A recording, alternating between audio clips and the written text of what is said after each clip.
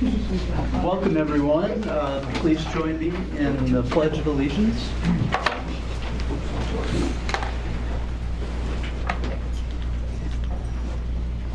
I pledge allegiance to the flag of the United States of America and to the republic for which it stands, one nation, under God, indivisible, with liberty and justice for all.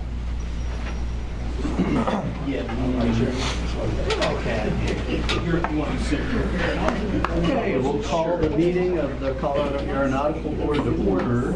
Are there any amendments to the agenda? None from staff. Okay. Hearing none, let's move on to item 3, approval of the minutes. We have the minutes from our last meeting. Do I have a motion to approve? So moved. Is there a second? Second. Any discussion? All those in favor? Aye. All opposed? Great. Let's move on to board member reports. And how about we start with you, Clay? Thank you, Mr. Chair. A couple items. I had a notice from our lead prevention program that they'll be sending out postcards once again. And this time they're going to be sending out postcards to encourage blood testing throughout Colorado, zip codes that are within at least 2 miles of an airport. And that is expected to occur this coming spring. And then the second item is that I just wanted to announce that this is probably my last meeting on the board. I'm leaving my role at CDPHE. It's been a real honor and a privilege to serve with you all. I hope we will all stay in touch and I see you all around. With that, Mr. Chair, pass it back to you. Thank you, Clay. Before we move on, tell us more about the notices you mentioned. So those are flyers, and I think some of our community representatives have at least have talked to Megan Snow, who runs that program within CDPHE, right? So CDPHE has both a health and an environment branches, and so on the health side, that is, I think the technical term for that role is the Children's Lead Exposure Prevention Program. So they really are focused on encouraging lead testing in children, but anyone can take those tests. And as I understand it, again, those postcards are going out to all zip codes across the state where there are airports. I mean, does that mean all airports? That's what I was informed. So I don't know. Does that mean a dirt runway in the middle of nowhere? Maybe not. But the intent is that they go out across the board. Thank you. Yeah. Daniel? Thank you, Mr. Chair. Got a lot of projects getting wrapped up out on the Eastern Plains, and Lyman just had a runway project, runway rehab that went done. I was talking to Greg the other day. He said the project went great. They were really happy.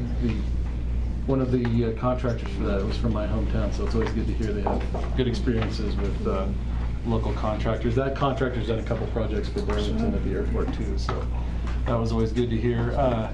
Talking to the guys at Ray, they've got a new airport manager there. Just finished a taxiway rehab and realignment project there that went good. Yuma has got a new city administrator, which means they have a new airport manager. So a lot of new. That's like three of my airports that I call on have new management in the last year or so. So I've been trying to reach out with those folks, and I've been in my role for a number of years, and I'm always happy to help if they have questions. And I've been helping Yuma lately because they were without a manager for a few months, and so just help out wherever I can as kind of a big brother mentorship kind of a situation from my airport role. Got pavement maintenance coming up in Sterling. We mentioned Fort Morgan. That he's relatively new, the airport manager, about a year there. They're getting settled in. Got a ramp expansion that they're working on. Let's see, who else? That's most of the newer stuff that I have. Of course, Burlington, we are finally still licking our wounds from our big taxiway project that finished up in June and got the generator all set up and running, and just planning ahead for the things we have coming up next year. So that's all I have, Mr. Chair. Bree? Thank you, Mr. Chair. I think I can elaborate a little more on what Clay was alluding to. I know he made an announcement earlier this year that CDHP had sent out postcards to airport affected communities about the potential lead hazard. Upon further investigation, examining the postcards that those mailers were sent to, none of them were within a 2-mile radius of any significantly or any general aviation airport with significant operations from planes that use avgas. So I did actually meet with Megan Snow at CDHPE and just sort of discuss, how we ended up in a situation where CDHPE had sent out postcards intending to address the concerns about lead-affected communities, and then somehow we missed them. So I think that's probably the reason for the update. So I'm glad to hear that there's another round going out, although it's certainly a concern for everybody in the community wherever the lead exposure is coming from. So I'm glad that CDHP has taken such a proactive stance on this, regardless of where the exposure is coming from for children across the state. I think that's a really important step to take. From the community perspective, I will say across the state, I have definitely heard from a lot of communities on the western slope. There seems to be a big increase in flight training in the sort of the Montrose and Delta area. Lots of low-flying aircraft seems to have been picking up. Hear from communities in Salida about a lot of training. I've been hearing from some parts of the western slope, especially around Meeker, a lot of low-flying helicopters supposedly doing wildlife counts, but they seem to be bothering people in the areas and also creating what a lot of community members perceive to be harassing wildlife, which I realize is a very subjective term, but have heard anecdotal stories about injuries occurring with wildlife and things like that. So that's definitely of community concern. Same with Colorado Springs. So there are some other areas in the state that definitely have concerns that I do hear about. As far as the Front Range Airport or the Front Range airports are concerned, and I do think we focus on those 5 airports that have been identified by the division as being the 5 airports of concern. That's what the community representatives here were chosen from those communities to represent. I'm sure everybody has heard about the change in the VFR routing procedures in and out of BJC and the airspace changes that have taken place around there. There was a letter to airmen issued. I think those procedures just went into effect a matter of days ago. So that's been a big, substantial change. My understanding to this point is that there was no community involvement for any of the affected communities, elected officials, or any notice given to the division, this board, any other body. If anybody has information to the contrary, I would certainly be interested to hear it. It's definitely of a substantial concern to the communities.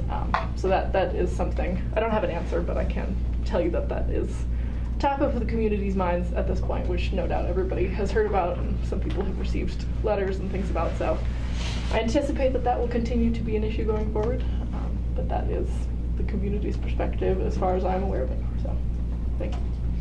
Trudy? Yes, thank you, Mr. Chair. Yeah, and going back to that, Eric Dahl did send an email or a message yesterday to the FAA requesting communication back regarding everything that's happening at RMMA. And from a pilot organizations representative looking at the flight schools there, I feel like once he gets some feedback from the FAA and some communication back, they'll be able to kind of figure out what they're going to do moving forward as flight schools. So kudos to Eric for kind of getting the letter out there yesterday to the FAA requesting that communication back from the Northwest Mayors and Commissioners Coalition. So thank you to him. So for pilot organizations, CPA has a new president now, and his name is Andy Holmes.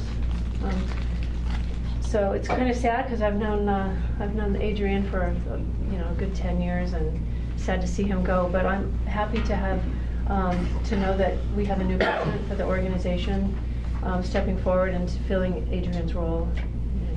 I'm sure he'll do a great job. And that led me to think about all of the other organizations, the other pilot organizations in Colorado, who they just have really great leadership. If you've never gone onto CAVA's, their website, or gone to any of their Christmas parties or meetings, or any of these Christmas parties for all the organizations that they had last couple weeks, but if you go to all these websites, you'll see we have so many great leaders amongst our pilot organizations. For instance, CABA has an MBAA, past president, current president, on its board, and Women in Aviation has extremely talented women on their board, across the board. And 99s has a past 99 national president who is on their board as treasurer still. And just looking at all these organizations, I would highly recommend if just go check them out.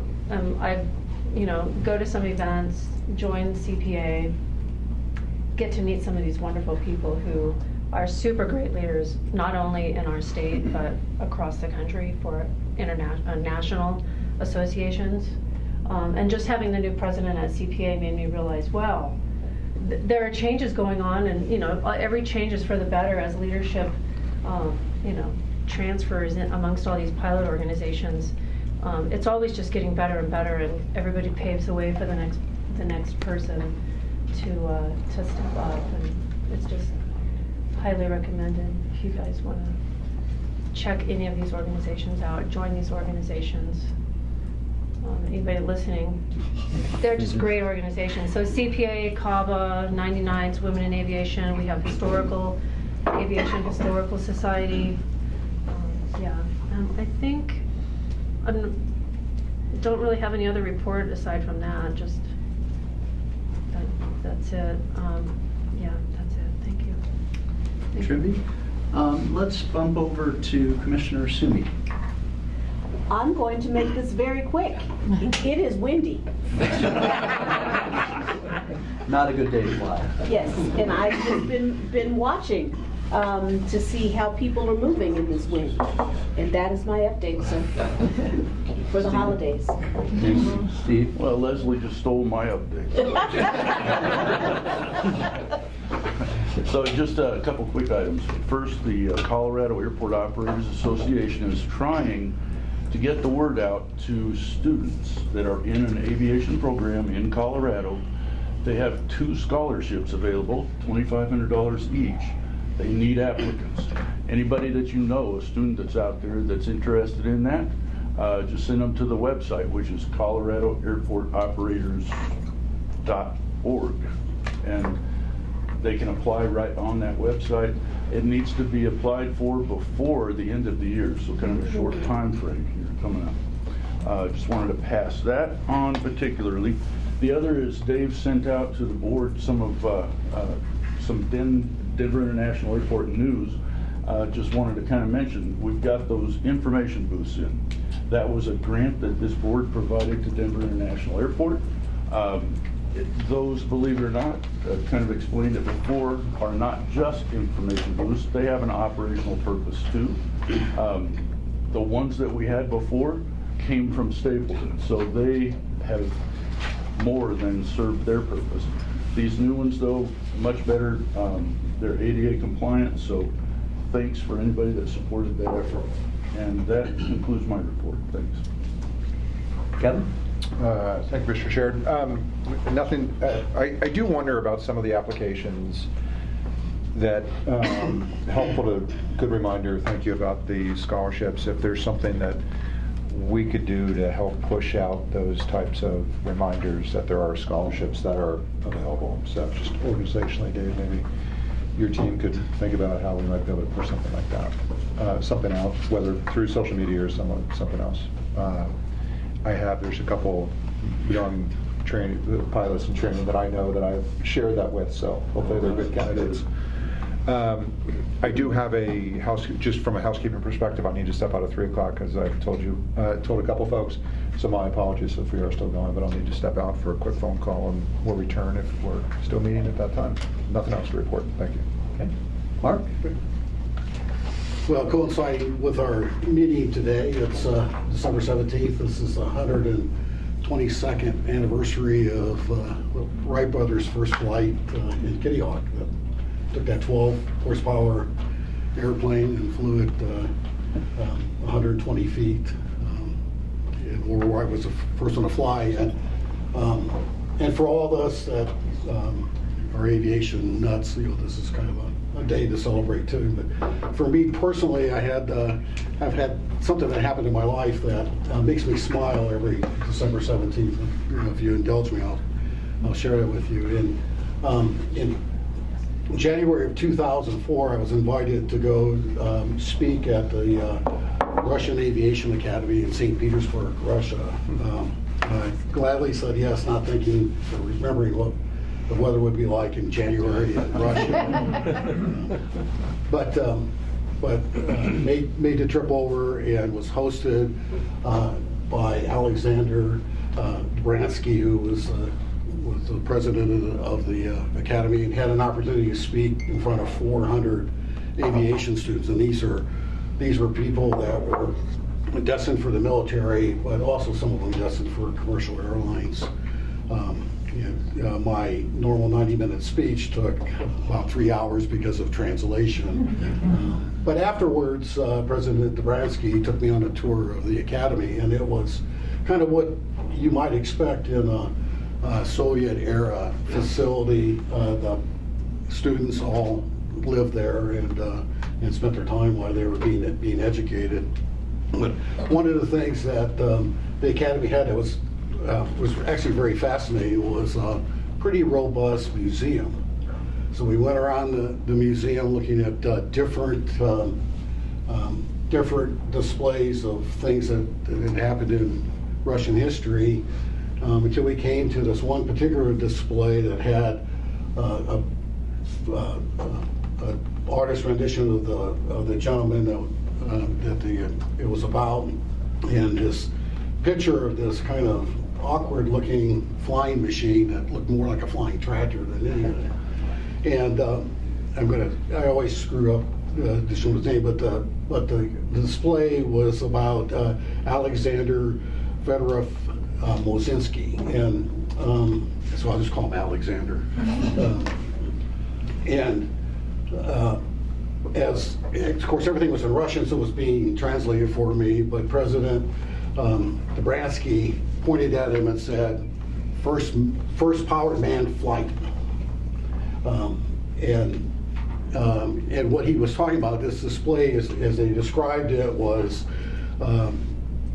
Alexander, the pilot, created this flying machine in 1884 that had two steam engines on it that produced a total of 30 horsepower. Put it on a ramp coming down, took off, flew about 60 meters, almost as much as the Wright brothers flew, which is about 40 or 50 feet, and crashed. And so, of course, later in history, the world, aviation world, including the Russians, acknowledged that there's no way that aircraft could have powered itself into flight. But President Dobransky was pretty emphatic. So as he said, first powered manned flight. My response was, well, there's a little bit.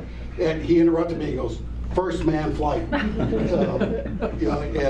I said, "But sir," and that's all I got, "first manned flight." And so I realized at that point that we weren't going to get very far unless I at least acknowledged that it might be possible, which I did. And we went on. Later, spent time in his office toasting both Alexander, Wilbur, and Orville.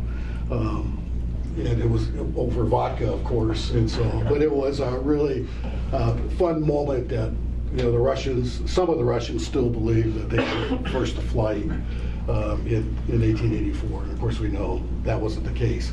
Fast forward that to today, and of course, the recent announcement that Centennial Flyers has contracted for 6 H-55 all-electric airplanes. They'll take delivery of 2 in 2026 and the other 4 in 2027.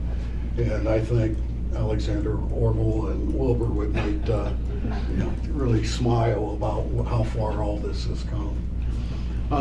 On the scholarship front, as I do every year, I announce that to pay attention to the Wings Over the Rockies website. In January, probably late January, there'll be an announcement opening applications for probably up to 25 $12,000 scholarships for young people ages 15 to 18 to learn to fly. Last year, we awarded 25 of those scholarships. So that, if you know somebody that really wants to learn to fly, that's in that age group, please alert them that will come sometime toward the end of January. So that's my story and my report. Thank you, Mark. I didn't forget one thing. Hetty, I believe you have a lot of the scholarships throughout the state up on your website. We have a lot of links on our website. Yeah. So all the scholarship links are up on our website. Yeah. Great. And Walt Barbo has an official scholarship now. Did you know that? Walt Barbo, whose little plaque is in the corner of our office over there. Very esteemed. I'm sad he's not here today, but there's an official scholarship named after Walt Barbo through Colorado Pilot Association. Thank you, Trimby. And I should say, I forgot to mention, Clay, I was distracted by the postcard issue, but I want to thank you for your service and appreciate everything you've done, and thanks very much.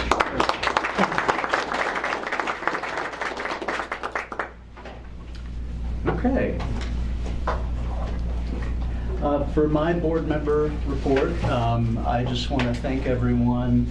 What a privilege, what a pleasure, and what an honor it's been to serve with such great folks.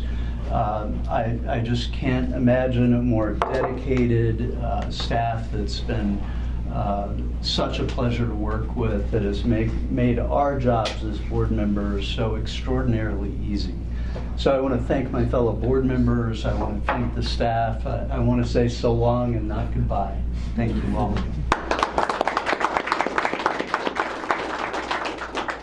Well, and to that, Kent, knowing that today was your final meeting with us, we just wanted to present you with this in recognition of your 6 years of service to the board, and I think 3 years as chair.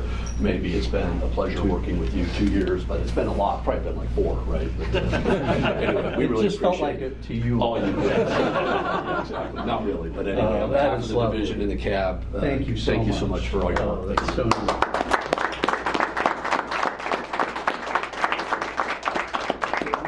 This photograph is really special to me because it happens to include the ranch I grew up on. Thank you all. Where is that? North Park. All right. All right. Let's move on to airport updates. Do we have Tony?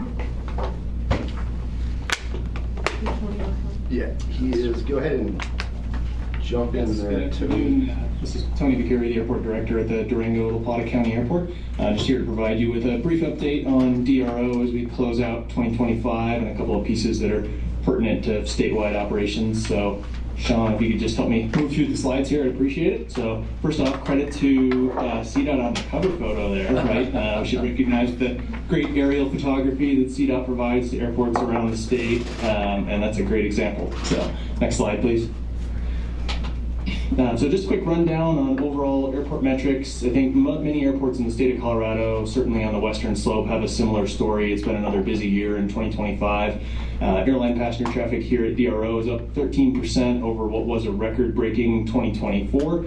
We're on track to hit just around 280,000 total in-plane passengers by year-end. That's pretty noteworthy, especially when you look at the national trends where traffic across the country as a whole is up about 0.5% year to date. But here in the state of Colorado, we're seeing a really different story at a lot of our airports, and DRO is certainly one of them, with a lot of robust growth.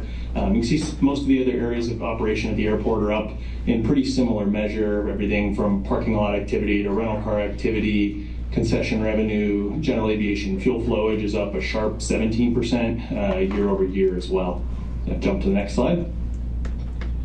So one of the big talking points is interesting is you look at the last 25 years of passenger traffic growth in Durango, and there's a few things that jump out on this chart, notably COVID, of course, on the big dip there in 2020, but really the last 3 years have been a big story, the 23, 24, 25 years. Here in Durango, we've averaged about 15.5% year-over-year growth in each of those 3 years, and we'll end this year up about 50% over our pre-pandemic airline traffic levels. If you look at kind of comparable numbers from a lot of the other Western Slope commercial service airports, I think you'd see something relatively similar. So it's really been a big growth period. On the positive side, that's created a lot of economic impact and growth at airports, but it's also definitely put pressure on our infrastructure and really caused us all to continue to make sure we're investing and growing to keep up with that pretty sharp increase in demand these last couple of years. The next slide, please. Yeah.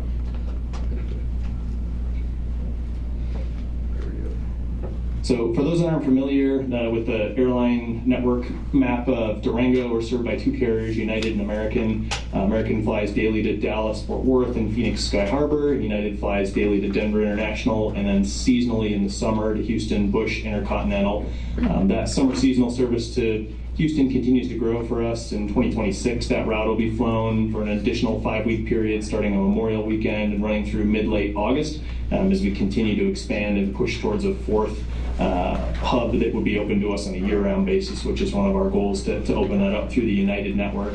And then the last bullet point there, and then on to the next slide, one of the big changes we've seen, and this is airline industry-wide, is a really big shift in fleet utilization at airports. If you had asked me when I first came to Durango 11 years ago if we'd be seeing 737-800 and A319 equipment on a daily basis from our 2 carriers like you see photographed here, I would have said that was quite unlikely given the kind of current state of the airline industry a decade ago, the frequent utilization of regional jets in these types of markets. But here we are, we're seeing 2 737-800s a day flying to Denver International by United, and during the fall, American was flying 2 A319s daily to Dallas-Fort Worth as well.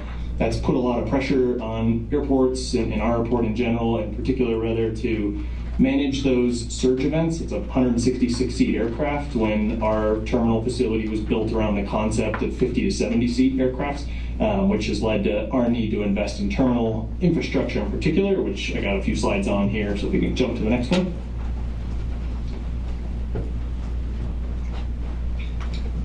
Away from the airline side, of course, our airport, like many, serves a lot of purposes. One thing we have is a Forest Service air tanker base. We were in a busy year in 2025. It was a record-breaking year for us in terms of overall activity, and you can see the fuel flowage chart there for just the firefighting operations here at the airport. Interestingly, we didn't have a lot of super local major fires in the Durango Southwest.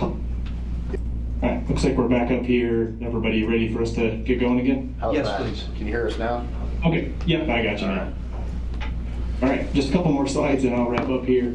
I was just mentioning that Forest Service air tanker bases our base operations have expanded significantly in 2025, not necessarily driven by local wildfires, but more regional ones. We've seen the Forest Service take a different strategy, leaning really heavily into aerial resources in particular, and our base has been activated to support fires over a much wider area than we historically have seen. Our aircraft have flown fires from the Grand Canyon to central Utah, eastern Utah, central Colorado, northern New Mexico, and so you could see that play out in terms of the significant uptick in activity and fuel flowage in 25.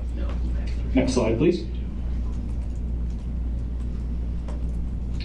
And then just closing out with kind of a series of photos of some upgrades and improvements at the airport. One is our ongoing terminal expansion project. This has been a 3-year-long project that we're scheduled to wrap up by the end of 2026. Here you can see pictured some improvements, a brand new baggage claim space that we recently opened in August here at the airport as we move through our series of phases to expand.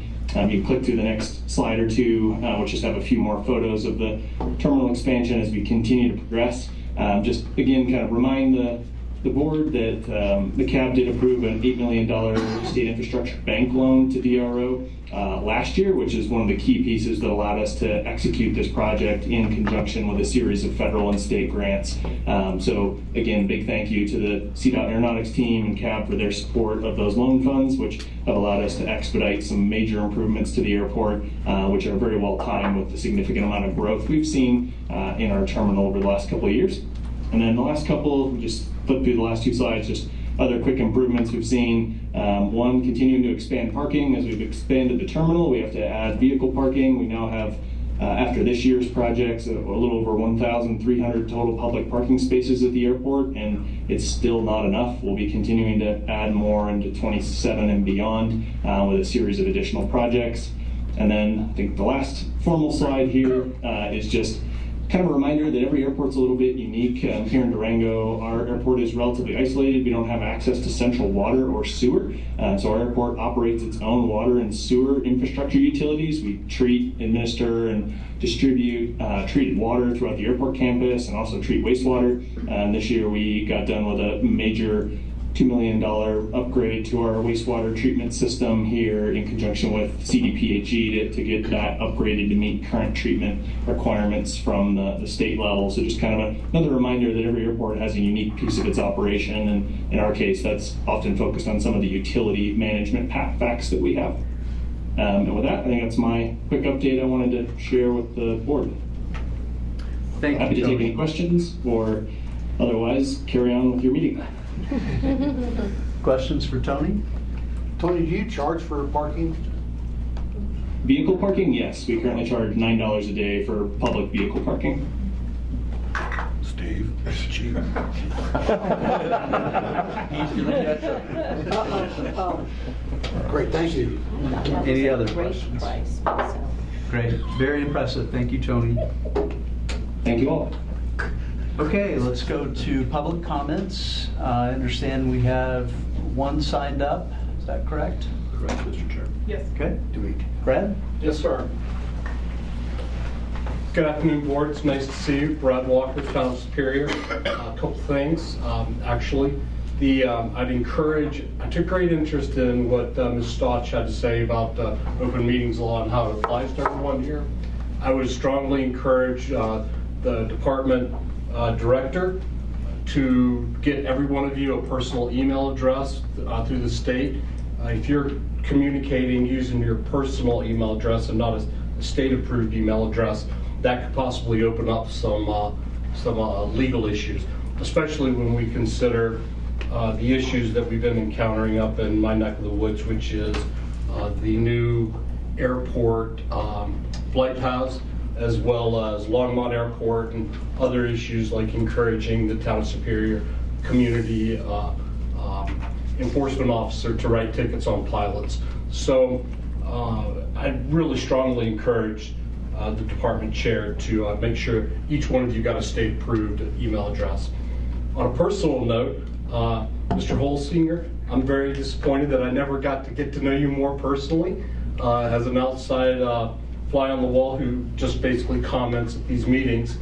I have very much appreciated your calm demeanor and your frankness and forthrightness in holding these meetings, and me personally, I'm going to miss having you around. So I hope that you'll stay involved in aviation on the Western Slope, because that would be a good thing.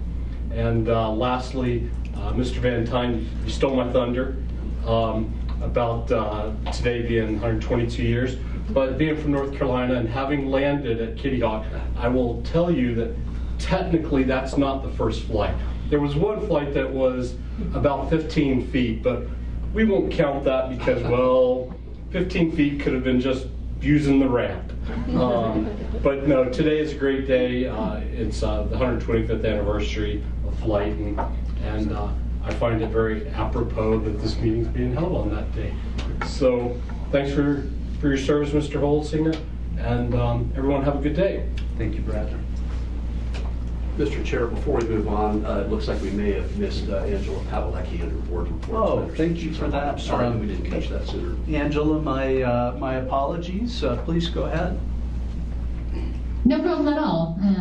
Good afternoon, everyone. I'm sorry that I couldn't be there in person. We have a lot going on at the airport. I just couldn't be away all day today. So I'll be quick, especially since Tony just gave a great presentation on Durango and accurately spoke about what we're seeing on the west slope here. Thanksgiving is a really busy holiday at commercial airports. Certainly true for Bradenton, and that's usually our busiest weekend. And thanks to the State Infrastructure Bank loan that the CAB approved earlier this year. We were able to open our expanded public parking lot in time for the Thanksgiving holiday, which meant that we had enough parking this year to accommodate all of our passengers. That's compared to last year where we had about 200 extra cars versus how many spots we had. So we allowed parallel parking and things, but pretty chaotic and scary for passengers to park in a way that feels unconventional and maybe not kosher and in alignment with the rules of the airport. So thank you again for approving that SIB loan. The parking lot is working out great. And now we're preparing for some covered solar parking in the parking lot in the coming year. So that construction contract is with FCI. It'll cover about 100 spaces, and it puts enough solar on that covered parking to fully offset the power used by the passenger terminal and actually exceeds it a little bit, so allows us to grow. These are projects that are similar to what we're seeing in the region. Aspen recently solicited, I think it's an RFI, so it's not really bids yet, but they have their first procurement on the street for their huge project that they're planning at their airport. For those unfamiliar, they're planning to close the airport for about 9 months in 2027 to work on runway work and their terminal. I'm sure we'll hear lots about it from the planning team at CDOT, but that is currently on the street, and we are getting ready at GJT to put our full paving for the new runway out to bid. So just a lot of very large construction projects on the West Slope, and we're talking 50 to over $100 million projects, which is absolutely massive in our world. So that is really the theme over here, as is ski season. So all the ski resort airports are have been removing snow and preparing for skiers to arrive, which really ramps up starting this week. Like Tony said, we're seeing growth. We continue to see growth in the region, though. The air service growth that's concentrated in the ski resort airports, that's actually slowed a bit, that's mellowed out, whereas the growth at airports like Durango and Grand Junction and Eagle that serve a mix of business and leisure, that growth is outpacing the growth in the ski resorts. In particular, Telluride and the airports that support Telluride, Aspen, they're hit pretty hard right now by the reduced demand for international travel, as you've probably seen in the news, but still busy, and everyone at the airports are really busy this time of year removing snow. And then, let's see. Last, I wanted to share with this board some good news. The U.S. Congressman for the district that includes Grand Junction, Pueblo, Durango. His name is Congressman Jeff Hurd. He sits on the aviation subcommittee as well. He recently introduced a bill to make TIFIA for airports permanent. TIFIA is actually a loan program that's existed for a long time in the federal government, and it has historically been used primarily to fund interstate new highway interchanges. So the projects tend to be $100 million or more. As you know, there's a need for additional funding opportunities for airport projects, especially terminal projects are historically hard to fund. They're expensive and they don't compete well for grant funding and or don't qualify. So far there's been one project in Sacramento that has used TIFIA, and there are a lot of projects in queue, including a few in Colorado, including Grand Junction. I know Hayden also has been working on theirs, and I'm sure there are others. So it's just a really good program and leverages federal dollars in a really smart way. If you qualify for a rural, which the airports on the Western Slope all qualify for that rural designation, I think it's important to note that the terms, the most favorable terms that really just help the airport are the interest rate is half the treasury rate, so we're talking about a 2% loan or so, and then the term length is very long, so it can match the term of the asset. So anyway, don't want to be long-winded, but I do think that TIFIA is something that we're likely to continue to hear about in Colorado as it relates to commercial airports in particular who are trying to fund terminal projects. And I think that programs like the State Infrastructure Bank loan could be really helpful to airports because those TIFIA loans can't fund more than half the project costs either. So that is my report for today. Thank you for letting me give it. I'm sorry again that I'm online. I know it's a little clunky. Thank you, Angela. Dave, Director's report. Thank you, Mr. Chair. As long as we're following up Angela, it was my privilege yesterday to be over in Grand Junction along with Scott Carey from the lab, formerly known as NREL, to give an update presentation to their airport commission about our alternatively powered aircraft study, of which their airport was one that we took a deeper dive into. So it was great to be over there. If you missed it, NREL is now the National Laboratory of the Rockies, is what they were renamed as of last week by the administration. So we're getting used to not using the NREL moniker anymore. They're working on a new acronym that will be pronounceable. I'm not sure what that is yet. Apparently the leading candidate is NROC, which sounds kind of cool. So anyway, Angela, thanks for the opportunity to be over there. If you haven't flown through there, they've done pretty awesome glow up on their terminal building. It's pretty cool. They've got new furniture, new artwork, new carpet, and 2 new loading bridges. And it's been a year or so since I've been on that part of the airport. It's really a remarkable upgrade that she and her team have put together. That airport looks awesome. So kudos to her. I think unfortunately I had to start my director's report with a little bit of unfortunate news. I know some of you know, but a week ago today, former State Senator Lou Eds passed away. He was a senator who, back in the late 80s, along with then Governor Brewer, was really the 2 people responsible for the legislation that created everything that we do here. Your places as board members and us as a division. It was very, very cool that we had the privilege to present Senator Eds and Governor Brewer with our CAP Lifetime Achievement Award at the CAOA conference in Vail in June of 24. So glad we were able to do that. If you're interested in service information, I just got that today for him. I'm happy to share that with all of you, but it was cool to get to meet him at least a couple of times. So sorry to hear about that.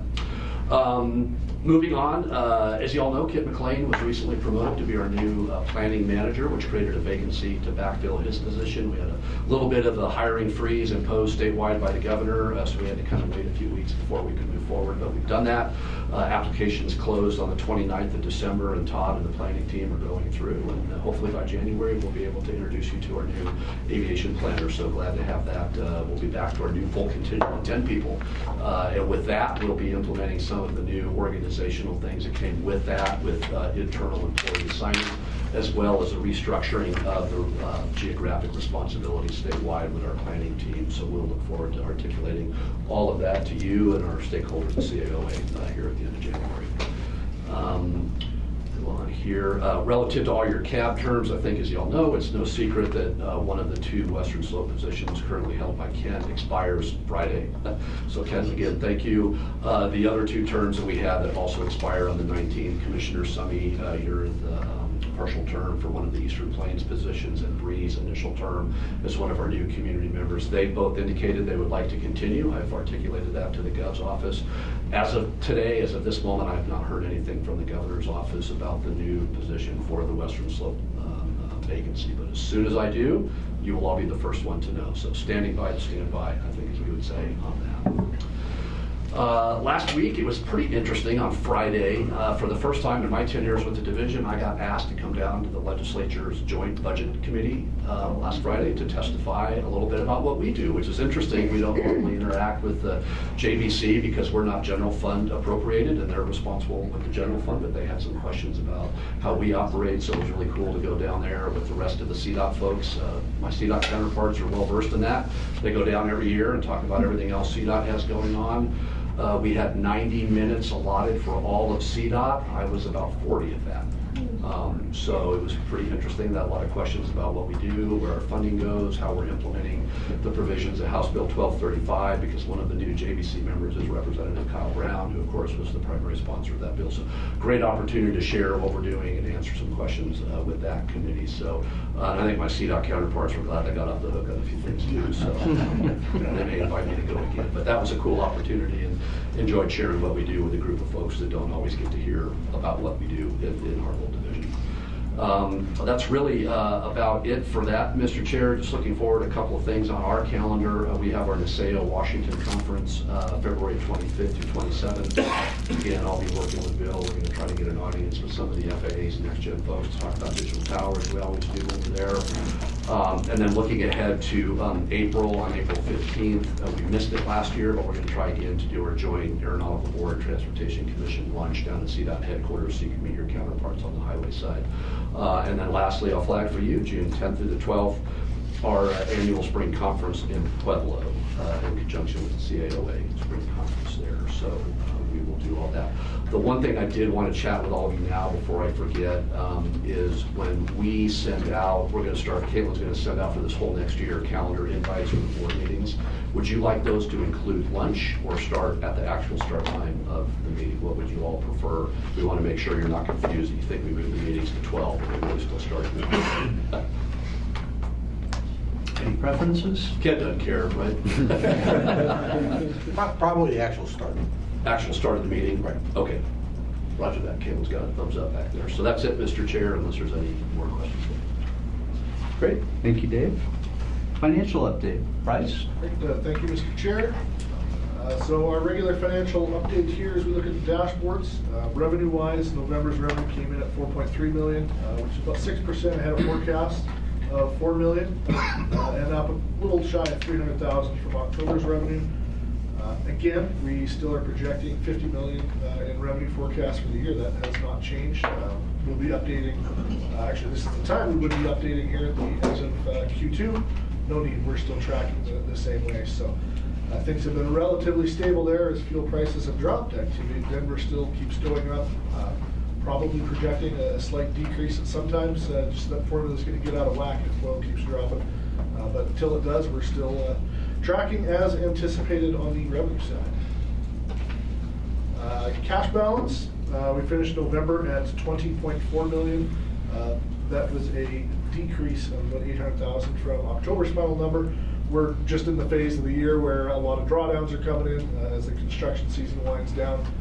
So the budget or the cash balance is going to be relatively flat, probably trending slightly down over the next couple of months as we still see a lot of drawdowns coming in, but with drawdowns coming in, cash balance going down, that means obligations are going down as well. So nothing to be alarmed at on that side of the picture. Contingency analysis. Thought I hit it.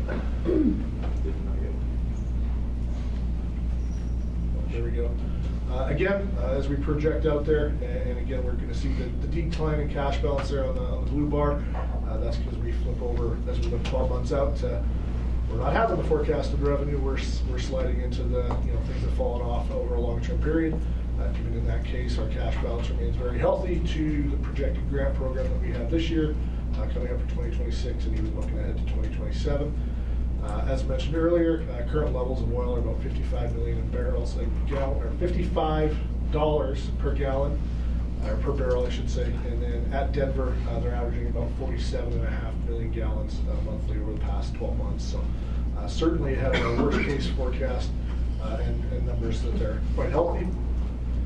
Admin expense-wise, year to date, we have spent $310,000. Our total forecast is $860,000, which would put us at about 3.8% of FY25 revenue. As we know, our FY25 revenue is a little lighter than what we would like because of the 4.5 to 8.5 million that we're still trying to recover from that. And our final slide, just looking at fuel flowage at Denver. Flowage in November was 46.3 million gallons, highest November on record. That's 20 straight months of all-time monthly highs. That was down 11% from October's 51.8 million, and up 4% year over year for November. As you can see, trend lines continue to remain accurate. Forecast for December flowage is 47.3 million gallons. There'll be a 2% increase from November flow, and a 13% decrease from December 2024. Again, my own personal context, I suspect the number is going to come in higher than that based on what we've seen historical flow-wise, but we use the data that they give us, but I would expect the number to probably come in quite a bit higher. As you look at the orange graph there and the spike, probably going to find somewhere in between that and what we saw in 2023. So again, fuel flow continues to be very healthy across the board, especially in Denver, which as you know is a big driver of our revenue. We still track, like we have for the past 10 years, roughly 75 to 80% of the division's revenue is on sales tax in Denver. So that's why it gets the extra focus from us. So, that's it. Happy to answer any questions you have on this or anything I didn't cover. That last statement he made, would that put us across the line? No. No. I'm talking about the, I think it's fine. is there anything that he reported that we, back to our tax? Not so far. conversation? I think we're good. I don't see anybody knocking on the door with the. No. I'm just, your interpretation of what you just went through on Friday, is that, Yeah. that report can stay intact? I think so, yeah. We may have to do a little fine tuning, we'll look at it, but I think we're fine. Appreciate you trying to keep me out of trouble. Get out of jail. And is that because it's aggregated, right? Yeah. Yeah. Okay. Okay. All right, thank you, Bryce. Let's go to 8.2, Scott. Yeah, thank you, Mr. Chair. Just have one brief administrative update for you all this go around. We have done a term extension to a 23 grant issued to Steamboat Springs for terminal area improvements. So we've extended that by a year so that doesn't expire this upcoming summer. That project has a large component of FAA funding that was short, and they needed to gather some more to complete that piece of the scope. And there was also some redesign done throughout the process, so we expect that to go through next year and give them a little more time. I'd be happy to answer any questions if you have any. Questions for Scott? Okay, great. Thank you, Scott. Okay, let's go to item 9. Todd. Thank you, Mr. Chairman and members of the board. So again, this is kind of my favorite part of the season, especially after talking with Bryce. The money's still good, and so we're actually talking about really the grant season. And so this is today is really the kickoff to our 2026 grant program. I will say this is the last 3 months have been very interesting for the planning team. We have met with, I think, 52 airports, accounting for about 40 hours of meetings, updating their capital improvement plans for the 5-year time frame, the 10-year time frame, and even beyond that as well. So we've been doing a lot of work, and really that was in preparation for getting ready for this grant program this upcoming season. So, and since this is the first December meeting for some of you, I kind of want to talk about why today exists. So really our grant program is made up of 2 very separate and distinct programs. We have our state and local program that is usually 90% state, 10% local. We ask for approval for consideration of those grants at our January meeting. And then we have our federal match and overmatch program where airports get a certain amount of federal money, and then we usually, it comes with a 10% requirement, and we help cut that local 10% requirement in half. So we end up paying about 5% of most of those grants. And so those grants are actually held at the April meeting. But over time, our state and local program has gotten quite a bit more complex. And again, that came out of all of our about 40 hours of meetings with our airports. And so what we've done is, instead of just bringing you that large list of grants in January and said, hey, what do you think? And then ask for approval right there, we actually set up this December meeting to be that review. So we can actually present all of those state and local requests that came into our office. So we can present them to you, so we can answer any questions you have about them and really make sure you guys have the information you need to be able to make a determination and a consideration at the January meeting. And so that's really what today is. So with what's up on the screen right now, this is a summation of our state and local grant program for 2026. It accounts for 21 airport requests for 23 projects. So we did have a couple airports request a couple of projects through here. As you can see, and we've talked about at previous meetings, a large chunk of our money goes to protecting those large assets, which are our runways, taxiways, ramps, things like that. So about 43% does go to that pavement maintenance. We actually had quite a few requests this year for airfield snow and maintenance and ARF equipment and storage buildings themselves. And a lot of that is we're able to help airports a little bit easier with acquiring that equipment and storage than getting an FAA grant for it. And so a lot of times we work hand in hand with the FAA where we can help the airports acquire this equipment, and then they can use their federal money to do other projects. So that's honestly why you see a large dollar amount there. Had a couple projects, 3 projects for airfield lighting, navigation, and weather. And then, as you can see, we also do aviation fuel projects, which we've talked quite a bit about. Both the projects in that are actually for the spaceport, which we'll talk about a little bit here shortly as we go through each of them. But it does include that one unleaded fuel project as well. And then a couple construction, reconstruction, and then some other projects. But with that being said, again, 21 applications totaling just over $9.5 million for our state mobile program. So if I don't have any questions yet, I do plan on going through all 21 of those projects just to give you an overview of what they are. You will get very tired of me saying pavement maintenance, but I tried to add in a little bit more pizzazz this year than just saying pavement maintenance. So we'll struggle through. And I would say, as Todd kicks that off, as you all know, as we go through and prioritize all the projects we look at every year, we have a couple of driving factors that really describe and outline how we prioritize things. First and foremost, because pavement is highest priority, is our PCI, or Pavement Condition Indexing Program. It's a very objective way where we go out with our engineering consultants and we evaluate. Todd's team evaluates virtually every square foot. I'm not exaggerating, almost every square foot of usable asphalt and pavement at every airport in the state. And then that comes up with a numerical rating of the asphalt's condition, pavement's condition. Those numbers on how they're doing and how much life they have left, all the nuances of that really drive how we prioritize the pavement maintenance projects. But on a broader scale, I always have to remind people, we have a plan and we follow it. In 2020, you all adopted our state aviation system plan, and that has 4 overarching goals that really inform how we invest our money in our aviation system. And these align exactly with CDOT's goals on the highway side. It's safety and efficiency, access and mobility, economic sustainability, and system viability. So as we look at projects that airports submit and how we prioritize those, we look at those through the lens of how do they move the needle on that system plan. And if you want to geek out and read the system plan, all that stuff is in there, but those are really the 2 means and mechanisms that we use to prioritize how we do our funding. And then, of course, the direction that we have specifically for certain things statutorily, like unlimited implementation. So just want to give a little background context on that as Todd and the team go through what we've got programmed for 2026.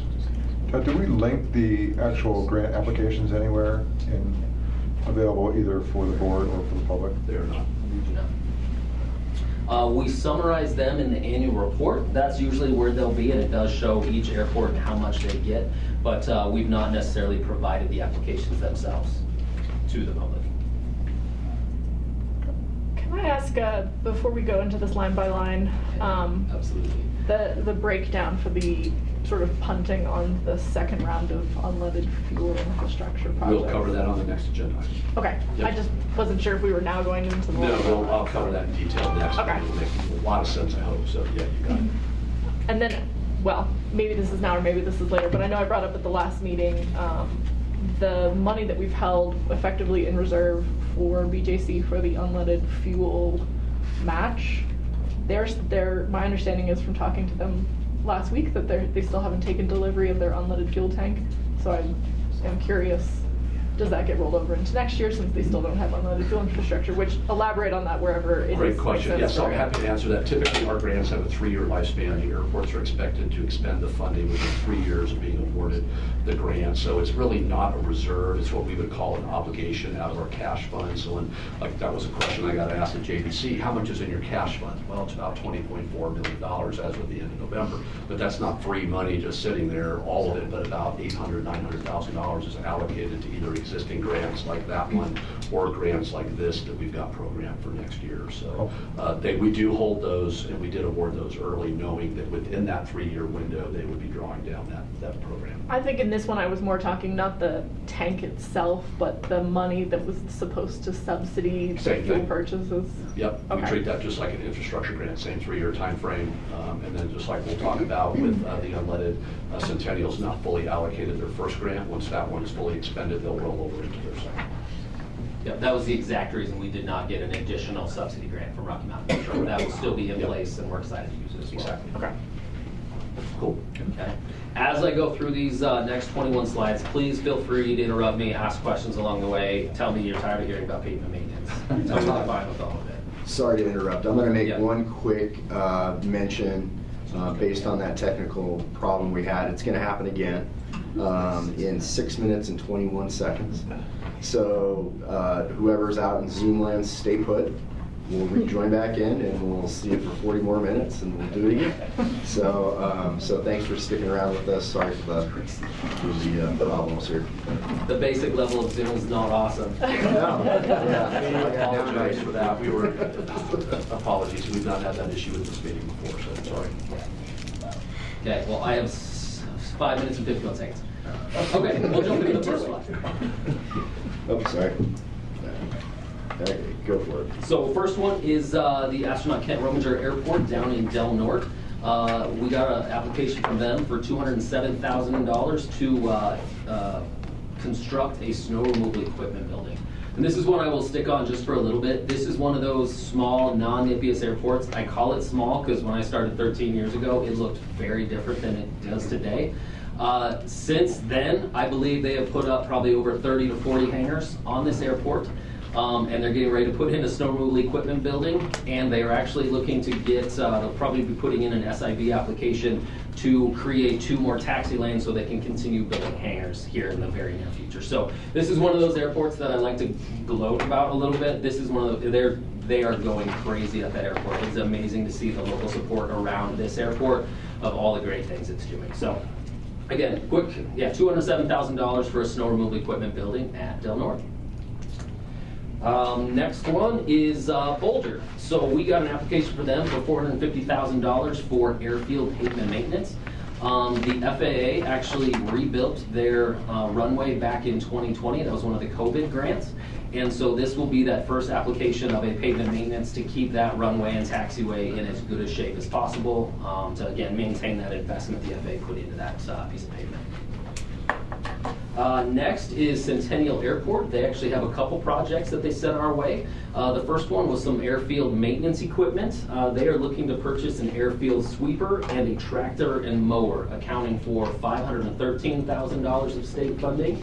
And then they are also in the process of doing some design and engineering for a community outdoor observation area to really try to bring in that local community to come out to the airport, understand what the airport's about, be able to see all the traffic, and really learn more about what aviation looks like in that area. So we are putting $50,000 toward that project at Centennial. So here's why I love the idea of that, and so would love to. That's why I wouldn't mind seeing that grant and how it's sketched out, and I'm glad that they're doing it. And frankly, it's generous for them to do that with more local money than asking for state money. Right. So would love to just see some details on that, but I'll email you offline. Yep, love to talk about it. But yes, so that's $50,000 of our funding, and they're actually putting $850,000 of their local funding to that. And this is really the phase 1 of it, that design and kind of initial engineering of what that would truly look like. So I believe they just finished up an RFQ process to hire someone to get someone going on that project for them. But yep, I'd love to talk more about that. Cool. Next is Buena Vista, and so this is the Central Colorado Regional Airport. We are doing, got an application from them for $300,000 to replace and actually move their automated weather system. So currently it's in a location that actually keeps them from building any more hangars, and so it is also near the end of its life. And so as they go to replace this piece of equipment, they're also going to move it into an area that less restricts them in that aspect. So again, it's well timed on this project, and looking forward to getting that equipment replaced, as it has gone down actually quite often here lately. So $300,000 for Buena Vista. Next one is the Colorado Air and Spaceport, and I kind of chatted about a little bit of these prior. Both of theirs are fuel infrastructure, so this is a part of a much larger project. As you can see, the local funds to this are almost $1.5 million. But there is 2 parts of this. So there is an unleaded fuel tank infrastructure piece of this that accounts for a grant for $334,800 of this. And this was actually one of those unleaded projects we did last year as well for the design of this project, unleaded on the side as well. And then the remaining portion of the non-UL tanks will account for $157,500. And that actually marries up with $292,500 we gave them back in 2025 as well. And this is one of those programs when it's not unleaded related. That is a 50-50 grant from us up to a max of $450,000. So that is the reason you see that local amount right there being much higher than our amount because we did hit our cap of $450,000 for that infrastructure, and then the rest lands on the local airport to pay for. So in total, it'll be about a $2 million project, replacing their entire fuel farm and self-service as well. So big project for those guys. Akron, so the Colorado Plains Regional Airport. We are helping them to do a runway rehabilitation design project that is supposed to be actually rehabbed in the following year, in 2027. This runway was last rehabilitated back in 2012 with mostly funding from our office, about $1 million. I would love to say it's going to cost $1 million again, but that's just not going to happen. We expect it to be a $5 to $6 million project in 2027. So definitely preparing for that project in 2026. So $475,000 for that. Next one is Denver International Airport. This is an interesting one. So we are actually helping them replace, this is actually phase 2 of this replacement, their waste and recycle receptacles. So this was, we meet with Denver every year and say, hey, where do we fit in with your CIP? Because we can't help with runway number 7. We can't really help a lot. We probably help them with a few runway lights, but that's about it. Yep. Be right back. Almost. Oh, it was almost. I think it was Yes, try.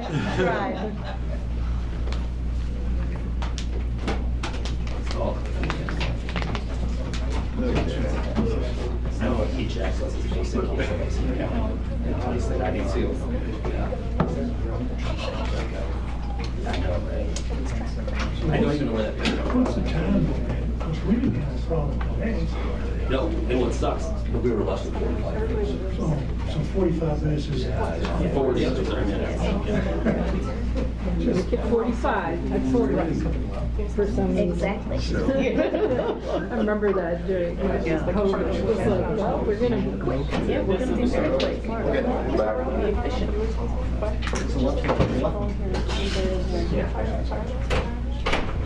Now my coworkers are texting that it's really windy here.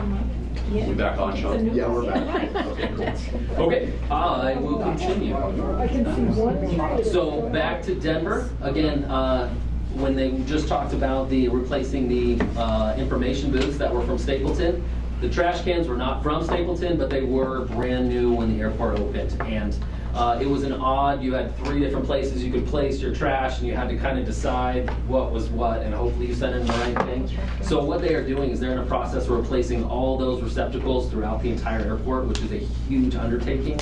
And so we are helping with that. So this really should help with their the passengers' decision making of like, okay, this is trash versus this is recycling. And honestly, we see this as truly an environmental project with them. So we're really happy, and this is out there for everyone to see. This is in all the concourses and the terminal. So a very visible project, but again, one of those few projects we actually fit in with Denver and can help with. So really excited to give them a $450,000 grant for phase 2 of this waste and recycle. I never thought I'd see it cost that much money to replace trash cans. Believe me, it was a fun conversation. Significantly cheaper to do that at my airport. And again, this is phase 2. So trash cans, big business. And I think Steve can help me. I think one of the things that's a new transition that was really an interesting part of this is adding compost into the mix, which is some of the receptacles, which is kind of cool. That's another chain that is not heretofore has been paper, plastic, landfill. Yeah, they're probably trying to get me to figure out which is the right place to put it. But it does have an amazing impact. I just want to toss out in terms of if we don't separate out even what we do, the cost for our trash just skyrockets, and we're talking millions. It pays for itself over time, which is shocking to me. But is there any chance, this is maybe a dumb question, but any chance that get brought to you by the Division of Aeronautics? We love the way you think, Mark, because we are pursuing that. Yes. I don't know if we're successful, but And it would help the public's, awareness of us. Yeah. I think it might be interesting. I'd love to maybe see you from I know some of the folks, the professors of sustainability over at CU. It'd be really interesting to see if we can get some of those grad students out there to write about the savings, and, millions of pounds of CO2 that are reduced.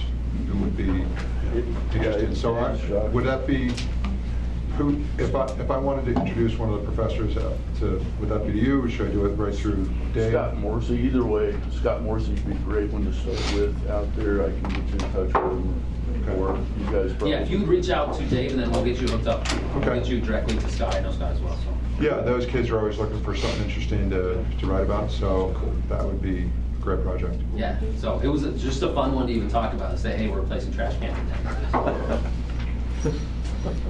Next one is Durango, Nevada County. So another airfield pavement maintenance project, and what this one is mainly for is we're actually doing their GA aprons and taxiway alpha at Durango. So 776, 657 in that application. So it's crazy when the pavements get wider and longer, it ends up just costing more and more to do these pavement maintenance projects. So next on the list is the Erie Municipal Airport. This is another pavement maintenance project accounting for $300,000. This is a joint seal, spall repair, and remarking project for the runway, taxiways, and aprons. And this is actually a fun one to talk about as well. So I just talked about Akron that had about a 15-year time frame on when they needed to rehab their runway. This concrete runway was put in 1990 and is still a PCI very high. So this was made when the concrete was really good. We have a couple of those runways in the state that all we really need to do is replace some panels, reseal the runway, and it's going to last another probably 20 years before we actually need to get back to it. So again, very, very beneficial pavement maintenance on this project because replacing concrete is a little bit more expensive than not replacing that. So, but $300,000 going to Erie. I can see my house in that photo. That's why we chose it as well. Red circle. Next on the list is Gunnison Crested Butte Regional Airport. $525,000 for some snow removal equipment. They are looking to purchase a snow removal plow for their airfield that is 20 foot wide. So again, a little bit different than our roads, but very important piece of equipment for Gunnison. Next airport is the KWGS Summers Air Park. They're previously known as Glenwood Springs Airport. They have requested a $200,000 grant for design on an airport development relocation plan. So this is a little bit different and not necessarily a normal one that we would do. But Glenwood, the town of Glenwood is in the process of actually putting a new bridge across that river that you can see in the photo on the very bottom portion of this photo. So they're actually putting a bridge from the main highway on the right side all the way to the road on the left side that goes right down near the edge of the end of that runway. And so you can see those hangars in the bottom middle portion of the photo. Those hangars actually need to be moved a little bit further up. Not those, down to the left a little bit actually. That little small team. Yeah, those guys right there. Those will actually have to move into that dirt area just above them due to this relocation project. And so we are actually helping them do a design of what that area needs to look like, taxiway-wise, connector-wise, just to make sure it still fits within the requirements of that airport. So somewhat of an odd project, but I do think it is a good one to make sure those businesses that are being affected by this relocation are able to be placed in a good location and still be operational at the airport. And just a side note there, when the airport was at risk of closure, that was one of the issues that the opponents were using to try to say, we don't want this here anymore, is that bridge over the river. Yeah. So they have come to, I think, an okay solution that the bridge and the road works and the airport still works as well. So that's great. Real quick before he moves on, this was cool, kind of some inside baseball. This was one of the projects we had kind of a unique opportunity to work with our CDOT highway counterparts on, which we do from time to time when there's a CDOT project near a public use airport, and that's Highway 82 from Glenwood up Valley to Aspen and Midland Avenue. I drove that every day, 2 times a day for 7 years, so I know that piece of highway very well. To get Highway 82 to bypass downtown Glenwood, and so it's an important project for the community overall. The airport was got woven in, but anyway, long story short, our CDOT folks really took our airport advice to heart, and I think found a solution that preserves the utility of the airport and helps CDOT and the Glenwood Springs community address the traffic needs on Highway 82. So great. Kind of a cool project. Yeah, very cool project. Sorry. That's okay. All right, over to La Junta, so Eastern Plains a little bit. So here's another one of our pavement maintenance projects. And for this one is more of a normal. We're doing the runway and taxiway. At this, you can see a whole bunch of runways at this airport. It's actually the more black runway on this, and then the taxiway to the left. This was actually an old military airfield, and that is the reason for the triangle shape. But only one of these runways is currently being used right now. The rest have been closed, I believe. I think 1, 2, 3. Is the other one still open? Yeah, it's in poor shape, I'll just put it that way. Yeah, it has some weeds. That was a nice way of putting it. We may have got some stuck in a CDOT car a while ago. That's a different funny story over here.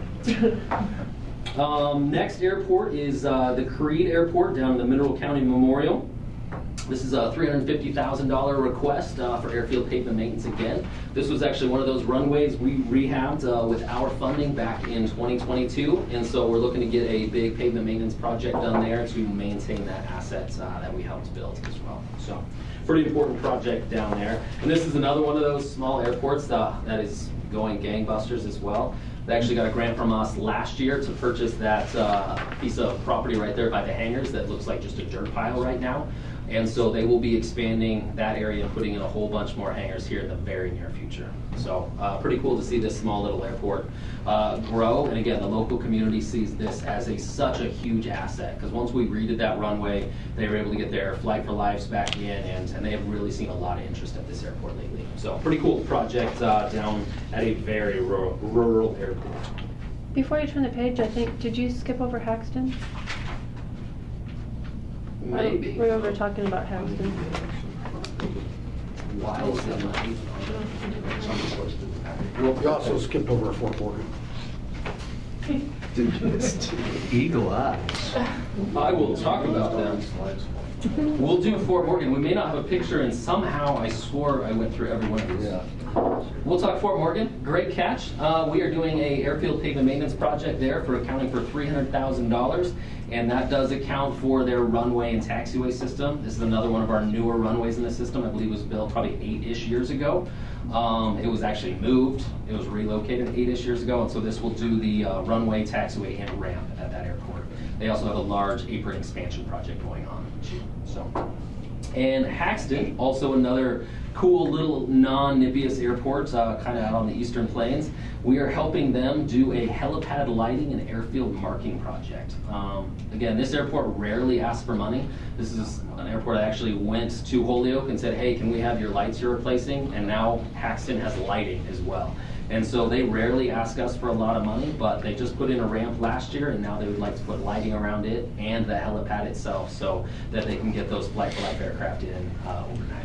So pretty cool project going on at Haxton. I apologize for missing their photo. It was a cool photo. I'm sorry too. I don't know how I didn't catch it. So we'll see how many more we missed actually. I think that's it. Yeah. I think it's really cool. I grew up on a farm 11 miles from Haxton. Okay. It is a very cool, it's a runway that actually is directly adjacent to a little county road. So, and it goes both ways. It's an intersection here, and there's a paved runway here and a non-paved runway adjacent to it. So pretty cool little airport, one little hangar, but again, it's great to see the local support for that airport. It's used a lot in the summers for ag birds. So, all right, I think the next one's Northern Colorado Regional. $450,000 to do pavement maintenance on their GA apron and taxiway system there. So not necessarily a runway project, but the apron and taxiway at Northern Colorado for $450,000.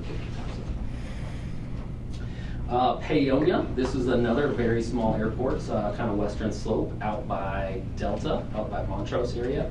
$630,000 for this project for pavement maintenance. This one has quite a bit more money in because we are looking to do the runway and the ramp area on this.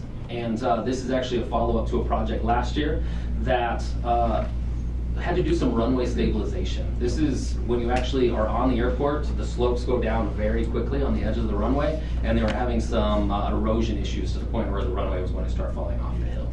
So they got that fixed, and now we are going back and working on maintaining the actual surface themselves. We're going to do a heavy maintenance here to try to get these pavements to last another 10-ish years before we hopefully have to touch them again. So $630,000 to Paonia. Next airport is the Rocky Mountain Metropolitan Airport. We got a request from them for $450,000 for some taxiway alpha pavement maintenance. So taxiway alpha is really hard to see actually in this photo, but it's just to the right of their main runway. And this $450,000 is to do, it's Alpha 3 and then actually further to the west. So pretty much right in front of the terminal and then all the way to the west. So midway through the photo, pretty much all the way to the top for taxiway alpha. So pretty large project at Rocky Mountain Metro. And that's really where a lot of our money goes, is the pavement maintenance. They do have quite a bit of pavement. So I know we don't have the detail of the application in the packet. There's, you know, as the community rep, there's obviously a lot of activity that's related to Rocky Mountain these days in the community. Did they certify compliance with the application easement as required by 1235? They did, yes, and we do formalize that through the actual application process itself. But yes, they did formalize all of their certifications that are required by 1235 through the application process. And I did check just before the meeting as well, and yeah, all of them were certified through the process. Okay, so I mean, Who certifies? Yeah, I mean, before we, that? I mean, I know today is not voting, today is for discussion, but there's rigorous disagreement from members of the community about their ability to do that. So I think one of three things is possible, right? All things being equal, that there's something they know that maybe members of the community don't, in which case that's certainly possible. And they somehow are in compliance, or they believe that those easements that they had with the community are no longer applicable, they've been terminated, or there's a misunderstanding on the purpose of, on the part of Rocky Mountain. So before this gets to vote, and I know this board is very intentional, this is not an audit board, this is not a review board to figure that out, but we do have multiple comments from people from the community, to me specifically, saying, yeah, I have I've checked with the, if they have a home and that home has a title that has a navigation easement linked to it, it feels like those homeowners have a legitimate point to raise their hand and say, well, wait a minute, how do we comply with 1235? How could these two things coexist? And so I'd like to chase that down before we vote on this next month.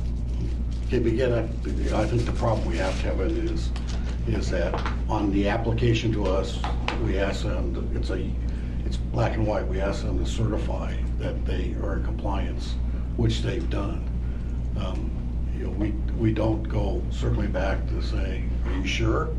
Right, but at the same time, if we have members of the public that will say, okay, they're not in compliance, we can't, just as I agree, we can't say, are you sure, to Rocky Mountain. If members from the public say, oh, wait a minute, they're not in compliance, then we should listen to the members of the public, and it's up to us to say, which one of these three things could it be? Yeah, and it is then to be open to the members of the public to pursue that directly with the airport, saying that you claim that you're, to the Colorado Aeronautical Board, that you're in compliance, and we disagree, and that's where that argument takes place. So members of the public are being told by Rocky Mountain, I mean, I'm too in the weeds on this one, so I want to be careful. No, I understand. Members of the public are being told by Rocky Mountain that due to attorney-client privilege, it's none of your business. So those same members of the public are, are citizens that, so they feel like there's not a remedy or a course of action for them. I don't know if this board we're not in the business of helping the public navigate this, but we are in the business of awarding these grants. I do think it is going to be a point of discussion when it comes time to vote on this. Okay. So I do think it's worthwhile chasing this down, and I'd at least like to have a point of view from Rocky Mountain saying which of those three scenarios. Maybe there's a fourth scenario I haven't thought about, but I think those are the three possible scenarios. Which do you think, Pleasant? I just have a question. So, what is the mechanism to? How do we connect the dots as a board? What is our mechanism to say, public, this is where you go? So I'm just seeking that clarification on what the mechanism is. I think the challenge here is that we're asking our applicants to be truthful on their applications. I don't know that we have anything within our rules and operating procedures that allow us to question if they've said yes. And I mean, because then that puts in suspect everything else that's on anybody's application, right? So, right. So this is a difficult. Yeah, I think it's a good point. I mean, 1235 didn't say, and this is what you should do. 1235 just had, 2 lines that said, and the applicant shall certify compliance with any and all navigation easements. I mean, if it is incorrect, I think what we've given is some credibility to the public to go challenge that, but they can't challenge it with us because we don't have enough, the authority to exercise anything other than have you truthfully submitted? Did you check the box? Did you check the box? So and that's the difficulty that we. So our mechanism is to really just send them back to the airport. To say to them, that we asked the question and this is how they've answered in the affirmative. Whether that's not the case, then becomes or our interpretation of that. That's I don't. So just from my point of view, I don't think our exclusive remedy is to tell them go talk to the airport. I think a remedy is this is the application and it's coming for vote on January 27th. And if you have a point of view, you should either let the applicant know that you believe that one of those 3 things is the case, or you can come to this board and provide a public comment that you as a resident believe they are not in compliance with 1235. Or you could talk to your local congressman or whatever, but I don't think go back to the airport is the exclusive remedy. Well, and these issues are being litigated too. And when you say you're in the weeds in it, Kevin, what does that mean? So I'm not part of any litigation. There is no litigation that I'm currently aware of through any neighbors or anything else. I live in Superior, related to the enforcement action of a navigation agreement. I will disclose I have a navigation agreement that is linked, that is part of my home title document, as do 3,000 other homes in the town of Superior. So I think that's something that you need to consider carefully too, as a board member, from a conflicts perspective. So from a conflict perspective, I agree, and I've thought about the conflict, and Barbara and I actually chatted about whether or not this would present a conflict. I have awareness of a fact pattern that there is an navigation agreement that was signed before I purchased a home, before 3,000 other people purchased, well, not all 3,000, but a significant portion of those people had that navigation easement. It's not a conflict of interest, as we've been trained on the conflict of interest, at least my understanding, and in the conversation that Barbara and I had the other day, and I'm not trying to put words in your mouth, that it would be a conflict of interest. It is a data point that is available to me as a member of the community, and as the community representative that has been made aware to me that I'm sharing with the board. Appreciate that, but it concerns me that you have a personal interest in this issue, in that it's on the title to your home. So it is an easement, just as if somebody has an easement for, my neighbor's allowed to walk across my lawn, or a shared driveway, a number of us do. But we're not debating whether Xcel Energy has to come to us to certify their utility easement. Right. We're talking about the navigation easements that you're advocating. I'm not advocating for the enforcement or the lack of enforcement of a navigation agreement. I'm bringing awareness of the existence of the navigation agreement and saying that one of three things must be true, I think, as I articulated. Well, and what most importantly, as we've discussed here too, we're following the statute. And if we're following the statute, I think that answers the question. I agree. There's no ambiguity that we, as a board, are following the statute by asking the question to certify that you are in compliance. My question, and we've talked about this before, my question is, and I think as a board, I think we're aligned. This is not the investigatory agency, nor does Dave have the staff to do that. The question is, what's next? And unfortunately, 1235 just didn't provide that level of clarity. And so my point is, our roles as a board are not what's next. If there's anything that's next, it's between those homeowners and the airport or their elected officials. Well, there's action that this board can and will take. And the action will be we approve or do not approve.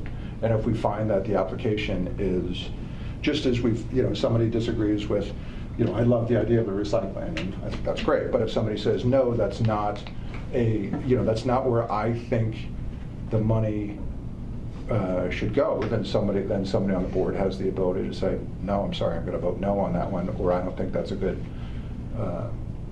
usage of these dollars. So that's the action we'll take will be yes or no. All I'm asking for is to A, bring awareness, and B, how do we chase this one down a little bit? So I think where this comes back to the board is if we award the grant and later in the court of law or whatever, I'm not very close to this, so I just know that we asked and it was, if it's been in compliant, they said yes. If later they're found not in compliant, that means that was incorrect on the application, and then we would, then we could sit and talk about how to take action to restrict or ask for refund of the grant, because that meant that application was not accurate. But right now, we have no mechanism. I mean, as I sit here and look at it, I don't have anything that I see in our toolbox that says if they answer yes, for us to question that answer. It's a yes or no, black or white. And that's the rules that we have. We don't have an enforcement capability. No, I'm not. Nor am I seeking enforcement. But to me, it's the same. Let me try to give it a. Barbara's been trying to make. I'm sorry. Yeah, I wanted to just jump in because I don't know that I can put this issue to bed, because I think it's always going to be an issue to a certain extent. But the board doesn't have investigative powers. It doesn't have adjudication powers. You don't have the ability to hold a hearing, to have them come in and present evidence. You don't accept evidence. You don't function in that manner. So what you can do is you'll have a discussion when you go to vote. The vote will happen and it'll proceed. If, that's what courts are for, if there's an issue. And of course, if the grant is issued, the governor's office reviews it as well. There's other processes that happen even after you vote on it. But I think it just has to proceed through its regular process, because you don't have, other boards do have the ability to call witnesses and things to come in, and when they have questions. That's never been provided to this board. And that legislation has this kind of, I would call it a little bit of a gap, because it doesn't really address that kind of thing. It just says they are required to submit to you their position at whether they've complied with federal law. We have no way to know if an airport's in compliance with all federal laws. I mean, if they have an ADA ramp that's not proper, they would not technically be in compliance, right? So there's a lot of other things that factor into this, but at the end of the day, you guys don't have the mechanisms in place to actually function in that manner, and you don't have the authority under the law to do it.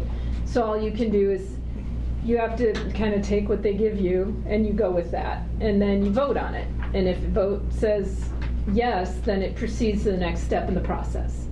So it's, you know, technically you're not the final say. I mean, the governor's office actually says yay or nay, right? Like, so I don't know if they've ever said nay. You know, it's pavement maintenance. So it's not, we're not putting in a new runway here, not giving them a new building. You're just making sure what they have is functional, I think. From my limited understanding of pavement maintenance, which comes almost entirely from Todd.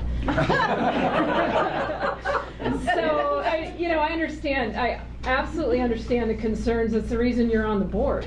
And it's important you bring those concerns here, but just have to understand that the board itself doesn't have the functionality of the types of things you're talking about. And if members of the public have concerns, they have to take other avenues. This isn't really, even just coming and complaining here, they can talk, but then you all have the discussion and you all vote. Oh, yeah. So it's, it is what it is, but it is spelled out in the statute. So, or to the extent it's not an authority or power you have. That's the problem. Thank you, Barbara. Angela? Hi, thanks. I mean, this is such a sticky and tricky issue. I don't envy you, Kevin, at all, being in the position you're in, because, you have this community who believes that, it sounds like some of these grant assurances may be violated, and they're coming to you to advocate on their behalf on this board. When I think about that, really, I look and think, okay, so here we are, we're choosing how to spend the money, and I try to be agnostic to and impartial to kind of which airports, really looking at the expertise on our CDOT staff to help advise us on that. And then we have these agreements, and once they're signed, if those agreements are violated, Barbara, how does that work? If an airport is violating an agreement they have with the state, does that then go over to Phil Weiser and his team then, or kind of where does that jurisdiction go? Because I feel confident it's not our board, and I feel confident I'm not remotely qualified to play a role in that, but I'm just curious kind of what that path is for recourse. Well, so far we haven't had to take legal action against anybody. We have informed a couple of airports of concerns and how it could affect them. And it pertains more to some development issues related to areas around airports, which are protected generally, maybe not always in the best ways. But so if there was something along that line, the first thing that it can do is, even if there is no enforcement action taken, it could preclude an airport from qualifying to be a part of the grant program in the future. And it, just like the federal grant assurances, which are similar, almost word for word in some instances, if an airport received grant funds and then did something that they weren't allowed to do, we can say, okay, but you aren't going to be eligible for any future grants from the board. So that's like the first thing that can happen without having to actually go and take any kind of legal action. I think in theory, though, it is a contract. If somebody violates a contract, you can take legal action. You go to court. It's, a process. I think because of the nature of what this division does and the board does, it's hard to claw back. If you buy somebody a runway, you're going to have a hard time getting it back. So there's a practical side to it, right? It's so you kind of maybe look more prospectively than look at, can we take back what we gave them, or can we make them give us the money back? Luckily, knock on this, I'm not sure is wood, but we haven't had to take any kind of legal action, but it's available just like it would be to anyone else who has a contractual relationship. So it would go through my office. I'm with the Attorney General's office, so it would go through us. But, I think the first step would be we need to warn people that this action may result in you no longer being qualified. And then, if it proceeds past there, then we're going to have to deal with them. But every one of these issues is individual to that airport, to that situation. So there's no blanket answer of this happens, we do X. You know, I think every one of these is very specific to the folks who are involved. So, but, you know, I don't think anybody wants to have to go that route. Nobody wants to see me that much. And I would say from staff's perspective, it goes back to the original comment we made before, that when we get an application for a project from an airport sponsor, it comes along with a resolution from their governing body authorizing that application, and with that comes the certification by the Jefferson County Commissioners that they comply with all those. So folks may not like the answer, but the answer is, if you think the Jefferson County Commissioners did that resolution in contravention to state statute, that's the recourse. Go to them and say, why do you think you checked that box? I mean, and that's the case. That's one of the reasons that years ago we put all that requirement in there for the resolution, was to keep just one airport manager just, you know, going off on their own to do something that their bosses didn't sign off on, or they didn't know the criteria, the terms that came with that money. That avoids that issue. So that's the resolution that the Jefferson County Commissioners, you know, included with them for this application on this project, and all of these, you know, for that matter. So I hope that answers. It may not be the answer people like, but that's the way that we're doing it today. Good discussion with the certifications. Absolutely. Great. Chair? I just have one thing to add on top of all of that, is that really is one of the most challenging things when you are chairing the meeting and your public comment. You have constituents for public comment that want to speak on something that we have no jurisdiction over. It is incredibly challenging because you want to help, but there isn't that mechanism. They need to go somewhere else to, and sometimes it is just, you know, listen to the attorney to say, go back to Jeffco and talk to them. Sometimes it's just tracking down where the story starts and going back to that.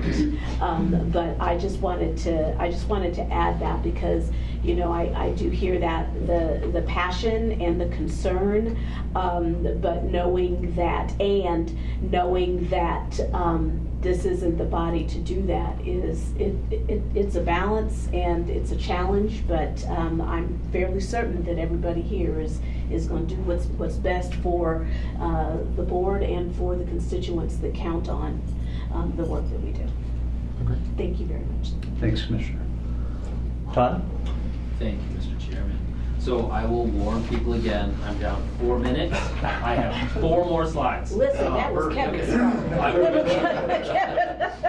So the next airport is Westcliff, the Silver West Airport. They are requesting $475,000 to install runway lights and a precision approach path indicator lighting, so make sure airplanes are coming in at the right slope for their runway. We did a big pavement maintenance there last couple of 2-3 years ago, and it is holding up amazing. And so we're able to actually focus on some other projects there to make this airport one of those that actually air ambulance can land at night as well. So big improvement at the Silver West Airport. Next airport is Telluride. They have requested $900,000 to replace their aircraft rescue and firefighting truck on the field. So every so often they have to replace these to maintain their certification, and this is one of those that we actually were working with the FAA, where they're doing a different project with federal money, and we've kind of pulled this one onto our schedule to alleviate some other funds for another project. So $900,000 for an ARF truck. Next project. Can I ask a quick, does that go to Telluride, or does that go to the Telluride Fire Protection District? That goes to Telluride, the airport itself. It stays on the airport, run by, I actually don't even know. The airport has their own aircraft rescue firefighting. So it's not through the fire, not through the district? No, they have their own department. Good, thanks. So there's Aspen, a number of airports, Eagle, Aspen. Yep, just wasn't sure. Great question. Yep.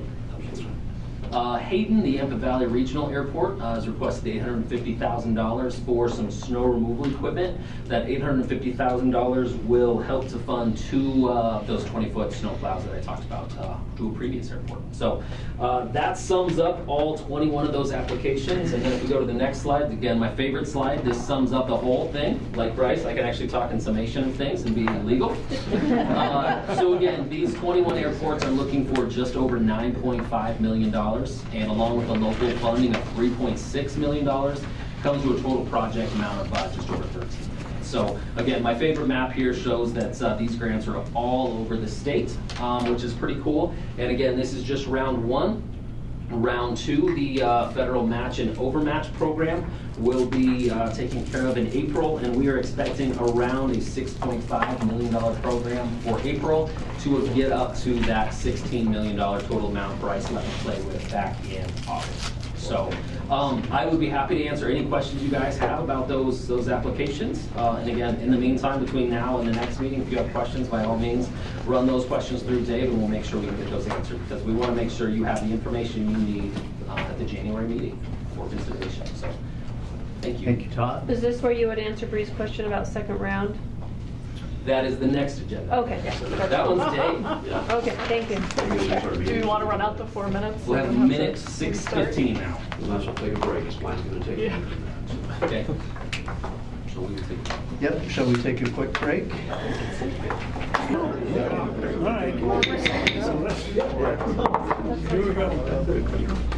All right, should we start our next 40 minutes? We're good. Dave? Thank you, Mr. Chair. We'll work fast before our next 40-minute Zoom intermission so we can be out of here. So hopefully we can make that happen. But Mr. Chair, the next item before you is a proposed second round of unleaded avgas transition grants. So just a little bit of background. Back in August, you all, as required by 1235, set aside $1.5 million for unleaded avgas transition programs for 2026. And as you just saw in the proposals here, we've only gotten one unleaded transition grant for $334,800 from the Colorado Air and Spaceport. So Centennial, Rocky Mountain Metro, their funding's in hand for their plans, but as we've been continuing to work with primarily the other 3 of the 5 airports identified is the ones we need to pay attention to. That's Erie, Longmont, in Boulder. Those 3 airports are not ready at this moment to solidify their plans and come to us with a grant application for unleaded avgas, although we've had individual discussions with each airport about the importance of this and our willingness to help them. Normally, this would be we'd be done till this time next year, but we would like to propose to all of you that you formally set aside the remainder of that $1.5 million. That'd be $1,165,200 that we would sort of set aside and protect while we continue to work with other airports to potentially get grant applications in for the remainder of that money, and do that in April when we take our federal grant match. So that's our request to you. We want to take an extra step to make these airports, make it easier for them to do this rather than make them wait for another cycle, when it's easy for us just to set aside this unused funding and take it then. What we would then be able to do potentially is, if we don't have any airports avail themselves of that money, because that rolls back into our regular grant program, we could potentially pull forward some other CDAG grants if there are airports that are ready, or we could just roll that over to the 2027 program. We'd come to you with a recommendation in April. So we think that's good for our airports. We think that really takes an extra step with 1235 and will help those 3 airports move forward more quickly with their planned transition to unleaded avgas. Very good. Questions for Dave?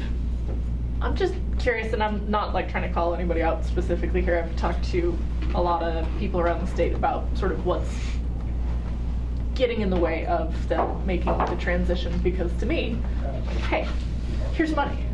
Here's what is effectively free money to develop fuel infrastructure, in some cases temporary tanks or things, skid mounted tanks or things like that that don't require long-term commitments. As we brought up in the last board meeting, you guys have, we've untethered these restrictive, these long-term restrictions from things, which I think is very helpful, and hopefully what pushed some of these airports over the edge to moving towards this. But I'm curious, from your interaction with these airports, is there something that was holding them up from applying within this grant cycle? Is there something, as the board, from an educational perspective, from an outreach perspective, is there something that we can be doing that's bringing, for people to fight over these grants rather than having these voids? That's a great question, Bree. I think there's a couple of answers to that as we've talked with these airport directors. The first thing is, when somebody applies for our funding, you can't just say, I want $500,000 to fix some pavement. You have to be able to have a specific cost estimate, an idea of what you're doing, where it's going to go, how it's going to be operated. Those 3 airports don't have those plans solidified yet. All of those airports have fixed base operators. The airport does not own and operate the fueling infrastructure, which is an additional complication because because, again, we can't fund privately owned FBO infrastructure. So I think they're working on those plans, but they did not have those well defined enough where it met the criteria we need to be able to come to you with an application and say, this is what you're going to fund, because it's got to be specific, whether it's payment maintenance or whether it's fuel infrastructure. That's the first part. I think the second part is because those airports sell relatively little avgas relative to Rocky Mountain Metro and Centennial, that they want to wait and kind of see when it flushes out. And I've said this before, this is going to be the inflection point for most of our airports, is when there's a fleet-wide 100-octane fuel available, because airports were finding they don't want to do 94, they don't want to do unleaded, or 100-octane leaded and 100-octane unleaded. They don't want to do 3 different kinds of avgas at once. And so I think, as you've heard from Chris DeCosta with Swift, they're very close, probably mid next year, they'll have that fleet-wide approval for 100R. We think once that's the case, airports will actually probably not install new infrastructure.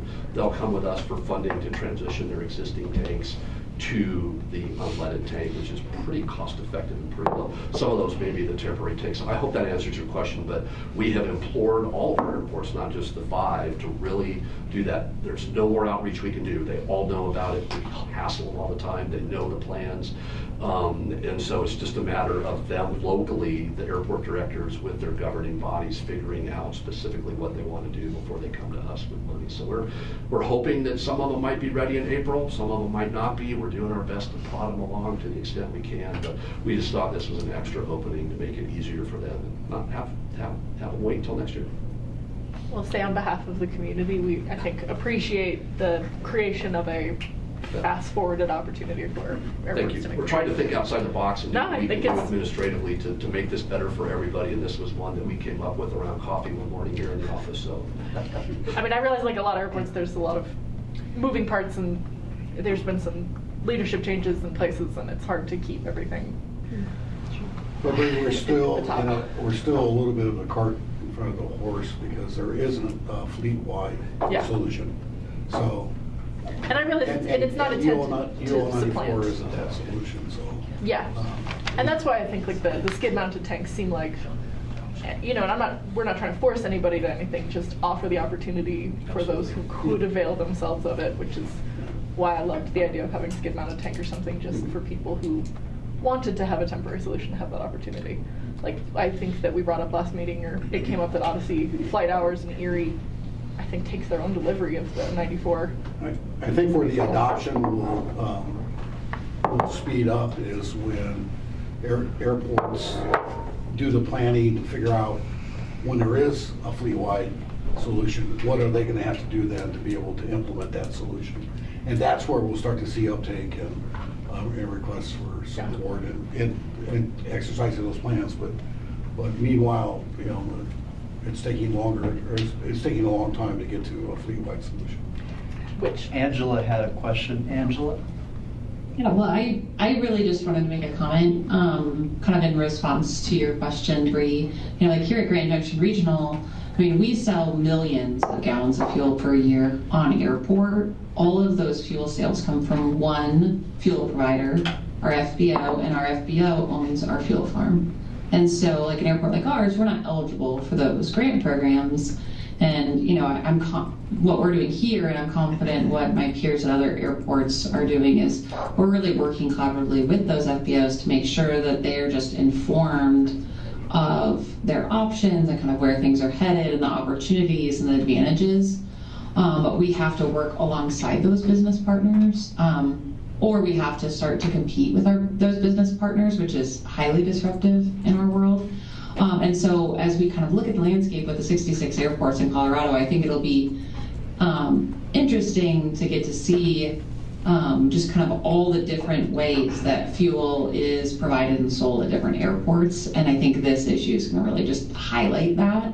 But I do think that that's a significant limitation, and you know, for our airports specifically, that is the limitation, is that we don't sell fuel, we don't own the FBO.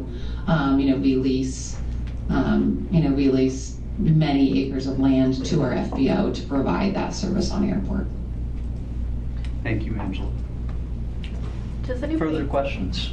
Oh, yeah. Leslie, do you know, because Centennial doesn't own the FBO and you've just partnered with the FBO to provide the 94, correct? I believe so. Okay. You want me to ask? I believe that's also the case. I just wasn't sure if I was totally off base. So, and I realize that's a hard. Yeah. So the airport, we only know just because we worked on the grant. So Denver Jet Centers is one of the FBOs at Centennial. They sort of stepped up to partner with the airport proactively. Yeah. But I realize that's not a one size fits all. I was exactly. curious. And I do know, without getting too much into the weeds, what we've heard from Rocky Mountain Metro, they too do not own any of the airport FBOs there. But their intent is to own the new infrastructure they're going to build, and they went through a local competitive process to lease that infrastructure to one of their FBOs. They'll still retain ownership, which that's allowed under our rules. So that's certainly an avenue that Longmont, Boulder, and Erie could do, but it's up to their city councils and county commissioners to decide if that's how they want to do it. Thank you for that information. Appreciate it. And skid mounted tanks are eligible. All of our airports know that. We'll fund temporary stuff too. We changed the grant assurances. You all changed those at our October meeting to make it more efficient for airports. So we're doing everything we can to, get them to get out there. So Great. Would entertain a motion? So moved. Second? Second. We have a motion and a second. Any further discussion? All those in favor? Aye. All opposed? Okay, great. Thanks, everyone. Let's go on to item 11. Sean? we didn't really mean to make our state patrol folks sit through. When we talked about amendments to the agenda, in hindsight, I'm sorry we didn't bump this one up for you. Well, I've already apologized to them for us not, as we put the agenda together, maybe moving them forward. But I hope this doesn't mean we'll start getting tickets and stuff. Just for all that turbulence. At least not today. Well, now you know. But anyway, yeah, we, as you can see, the Division of Aeronautics, we do a lot of cool stuff, and we do it all across the state, 76 public use airports all across the state. We do all those things with a staff of 9 people. And we don't do that on our own. That's done through a lot of different relationships and partnerships, and that's the only way we can get all the cool stuff done to help us move our mission and vision of advancing a safe, effective, efficient aviation system in Colorado. Normally we have an awards program at our spring CAOA, Colorado Airport Operators Association meeting, and we give out the Airport of the Year, and we also do an Aviation Professional of the Year there. This is the first time we've ever given out this award. This is something that we had talked about for a while. We were going to give it out at the meeting this last June, but it got pushed along, and here we are. So we're going to do that now. So we thought we wanted to use this award to identify that person or entity that helps us fulfill our mission and do it safely and effectively. So this group really is super instrumental in a lot of things we do.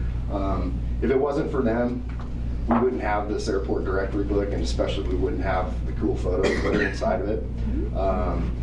This organization also helps us to get to all of these airports that are spread out all over the state in a very unique topography of Colorado, from the plains to the mountains.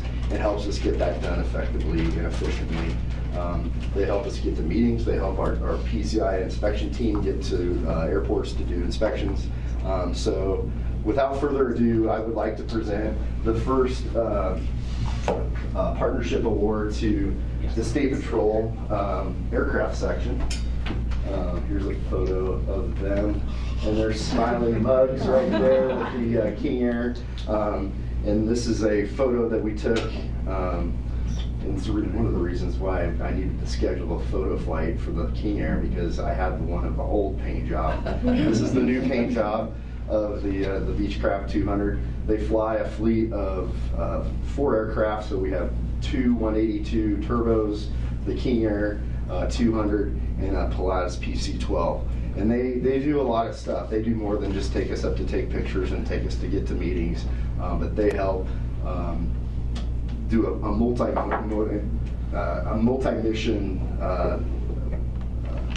for the state of Colorado, from law enforcement, search and rescue, moving personnel, equipment around.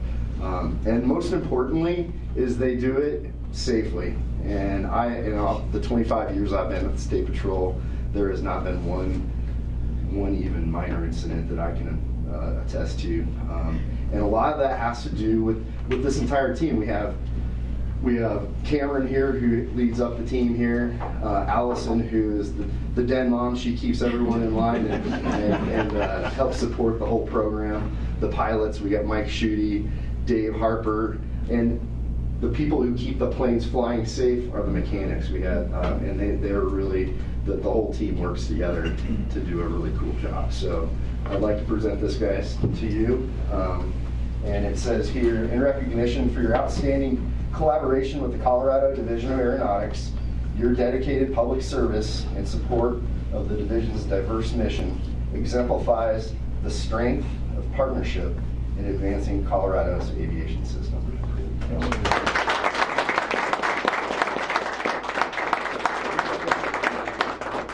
Yeah, before we leave. Yeah, so I'm going to go ahead, I'm going to dovetail that into, and I also have one other slide, because this aircraft is going to be featured on the Colorado Aeronautical chart, flying the King Air, and that's Mount Princeton right there behind you, 14,197 foot peak right there.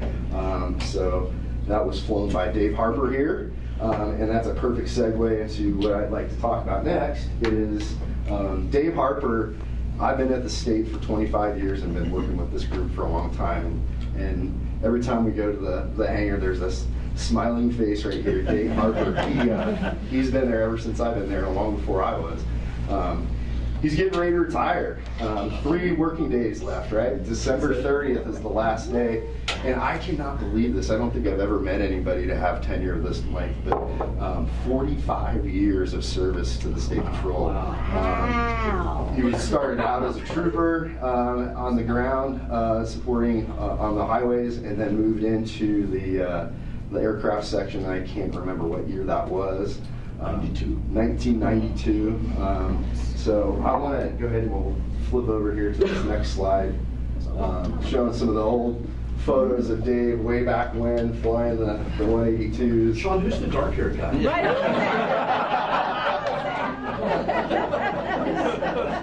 That's all that mountain flies. So it's been just really awesome working with you, Dave, and everything you do for the State Patrol. Another amazing pilot that I've done air-to-air shoots with the old Cessna 340, and obviously he was flying a King Air in that time, so we want to present you with this state highway sign.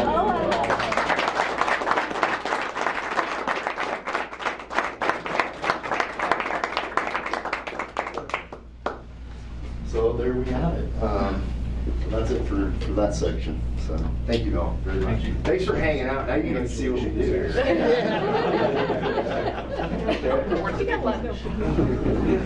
We're going to check your cars in the parking lot. No expired. Great, thank you, Sean. Thank you all from the State Patrol. We sure appreciate it. Let's go to item 12, Hetty. Thank you, Mr. Chair. As you may or may not have known, the Aviation Education and Workforce Development Grant Program application window closed on Monday. Therefore, I have nothing to show you right now, but I can talk a little bit about what we encountered in those applications. The education grant review will be on Tuesday, January 6th. Mr. Ryan will also be standing in as our board representative for that review panel. And then we will present our recommended grants to you in the January board meeting. So just to give you a little overview, we had 21 applicants, over $1 million in requested funding. As you know, we only have $445,000 approved to those grants. It was kind of split between flight simulator, ground school, and the UAV systems, because that's what's really big right now, especially at the educational level, both in secondary and post-secondary. There were 2 aircraft maintenance applicants, and then a couple aerospace kind of a mix of programs that they want to put together. So we had 11 public schools or school districts, 4 private educational institutions, 2 science museums, which is pretty cool. We only had 1 university, but they are actually partnering with a couple of these schools that actually put the applications out. So we also had 1 airport, a very large airport in the state, and 1 specific to airport training. So, and as far as the outreach is concerned, just because of the time of the year, there hasn't really been a lot of outreach. So that's pretty much my report. So if you have any questions at all about any of those applications, please feel free to reach out. Thank you, Hattie. Mr. Chair, I'd like to say thanks to Kevin. I know he's not here, but he graciously volunteered to be the one board member that's always helped us go through those applications. So we'll look forward to having him be part of that selection committee to bring those to you. So thanks to Kevin for doing that. Great. Okay, let's go on to 12.2. Sean? Great, thank you, Chairman. Before I get into that, I just also wanted to point out Clint here is the camera operator for the State Patrol. And one of the other things they do is catch bad guys from the air, too. So he's the guy that runs the camera. So that's true. So anyway, welcome, Clint. Thanks for coming. So wanted to do a quick update on our communications effort here at the Division of Aeronautics. There's a lot of stuff, especially this time of the year, that goes out to the public. And I just wanted to kind of run through some of this stuff, how we get our information out to the public and what it's doing out there and how we do it. The first thing is probably our 2 most popular items that we distribute to the public is our Colorado Aeronautical Chart and our Airport Directory. This year, they're on the press as we speak. I literally yesterday approved, this is the proof right here of the Airport Directory, and now it is being printed probably as we're talking right now. And then I got an email today that I'll be getting approved probably tomorrow or Friday to approve the proof for the 2026 Colorado Aeronautical Chart. We print out 8,000 airport directories each year, 9,000 charts we print each year. And the cool thing there too is what's weird is some years we give all of them out and we run out early, and sometimes we have a whole bunch left over. But what's really neat about that is there's a lot of education programs across the state that use these leftover items for aviation education to kids. So they never, and I got 10 minutes. So we distribute these at EA Oshkosh airport events, and we also have an online request form on our website where people can get those. You're going to get all the latest weather, safety information from our airport cameras. Our PDF version of this has links that takes you direct to the cameras and the weather information. And then some of the new stuff that we've included starting last year actually is our noise abatement and alternative fuel locations where you can get that fuel. And in there you can see there's QR codes on this map, and all this information is also included on our aeronautical chart. If you want to find out the noise abatement programs for any airport that has them, you can scan that and get that information. And then also you can find out where you can get SAF, sustainable aviation fuel, and unleaded fuel. So we have 2 new airports that will be having those, 2 new dots that we were able to put on there this year. So Rocky Mountain Metropolitan Airport and Spaceport will have unleaded fuel starting next year. So, and then also the other thing that is really important, we work with CAE, which does the initial flight training for the U.S. Air Force, and the Air Force Academy on on mid-air collision avoidance. So there's a lot of information on where those aircraft fly, where to keep your eyes peeled for them. And then here, Colorado Pilots puts out training areas where they work with the different flight schools and trying to figure out where the training areas are going to be. And it really helps out mostly, I think, with coordinating where those training activities are and where you can expect to find it if you're flying in the area, and keep people away from each other to avoid those mid-air collisions. And then in this one, this year's an off year, so we don't do all the airport aerial photos, but this year's book has 25 newly updated airports that saw some significant updates in the way they look from the air, new airport projects, new runways, and that kind of stuff. So. Hey, Sean. Yes. Am I correct? Are those QR codes on there to import that to ForeFlight?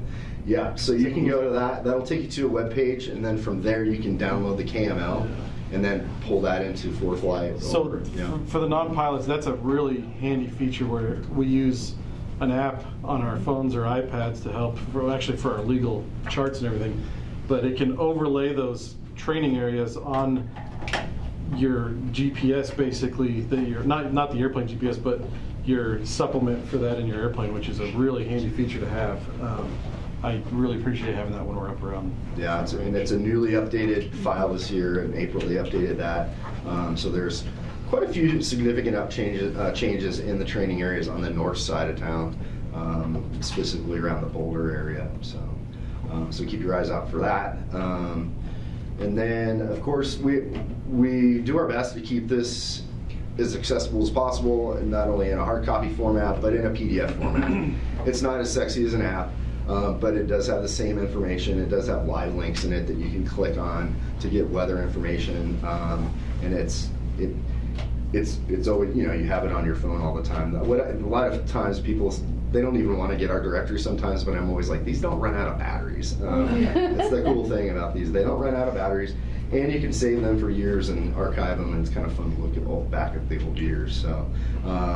So that is also actually available now. We put that out on Facebook, and people are downloading it also right now. So one of the new things you're going to see on this year's airport directory and chart is some promotion for what's called the Mile High 150 Expo. Working with Mile High Air Boss, which is Scott McMillan, if anybody knows who he is. He does a lot of the air show organizing, and a couple other groups that are putting together a celebration for Colorado's 150th year anniversary that's coupled right along with our 250th United States of America birthday. So there is planning to be a huge event that celebrates all this stuff using aviation. Also at Rocky Mountain Metropolitan Airport on August 1st, 2026. Lots to come on it. It's really kind of in the beginning stages of the organization of it, but we are working with them to help get the word out. So stay tuned for that kind of stuff. So. And before he moves on, I will say this is pretty interesting. This is Governor Polis's last year in office, and the 150 celebration is a big part of his, goal for this next year. So we're plugged into the governor's office, which is doing a number of statewide celebrations. We're expecting to have airport celebrations across the state, not just at BJC. So got the Gov's team plugged in. A lot of momentum on this statewide, not just on the aviation side, but a lot of history folks. It's been kind of cool to see the momentum building around this 150th celebration next summer. So we're excited that the aviation community is going to be part of that. Yeah. If you don't know Scott, if you remember all of the rotor flyovers that happened around the state, everybody was bummed at home, and they coordinated all those morale boosting flyovers. He was the one that made all that happen, including with the Thunderbirds, which was pretty cool. So it should be pretty cool. So we'll see what happens, what's coming. We couldn't grant them money to help put this on, but we did tell them we could help them get the word out as best as we can. So there you'll see that. It's on the back cover. So one of the biggest things, the ways that we get our information out is not in printed material most of the time. We used to put out a Mountain Wave printed newsletter way back in the day, and we've obviously most everybody's gone to the electronic format. So we have a presence on social media, specifically Facebook, X, YouTube, Instagram, and then this MailChimp is our email distribution service that we use, that you get our board notifications. You're going to get a lot of other stuff. I'll just run through really quick, but I'm not going to go through all of them. But our biggest hitters, one is our YouTube channel. We're not the big monetized, YouTube stars yet, but we have 46 airport aviation centric videos on our YouTube channel. All you got to do is search for us.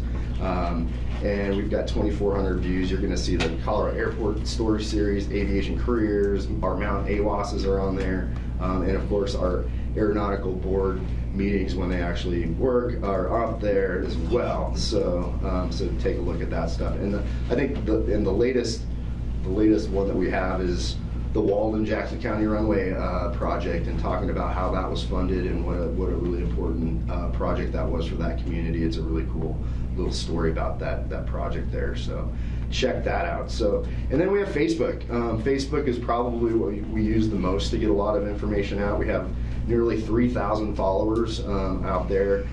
We do everything from our news updates, photos, all kinds of different things, educational information about internships to scholarships, you name it, is up on Facebook. And we've been getting a lot of traction, it seems.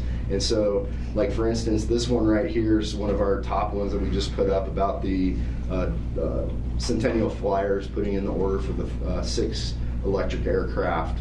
And that one got 4,000 views. And a lot of interactions, which means likes, shares, comments. It did get a lot of interesting comments if you want to take a look. Some interesting stuff in there. And we got a couple follows out of it too. So, and then here's another one. I just put up some photos of after a day of flying, you know, what I saw that day. Some of our mountain airports, that was seen by 5,500 people. There, and from that, just that one post, we got 14 people following us from that. So, so those seem to be some of the things that really people like to latch onto when it comes to Facebook. Our MailChimp account, we have 1,800 subscribers. So every time I hit send, when it goes to all of our subscribers, we hit 1,800 people every time it goes into email boxes. We do several different, 3 different things we typically use there. We have our Mountain Wave news bulletins that we put out periodically. This one right here, it hit 1,700 subscribers.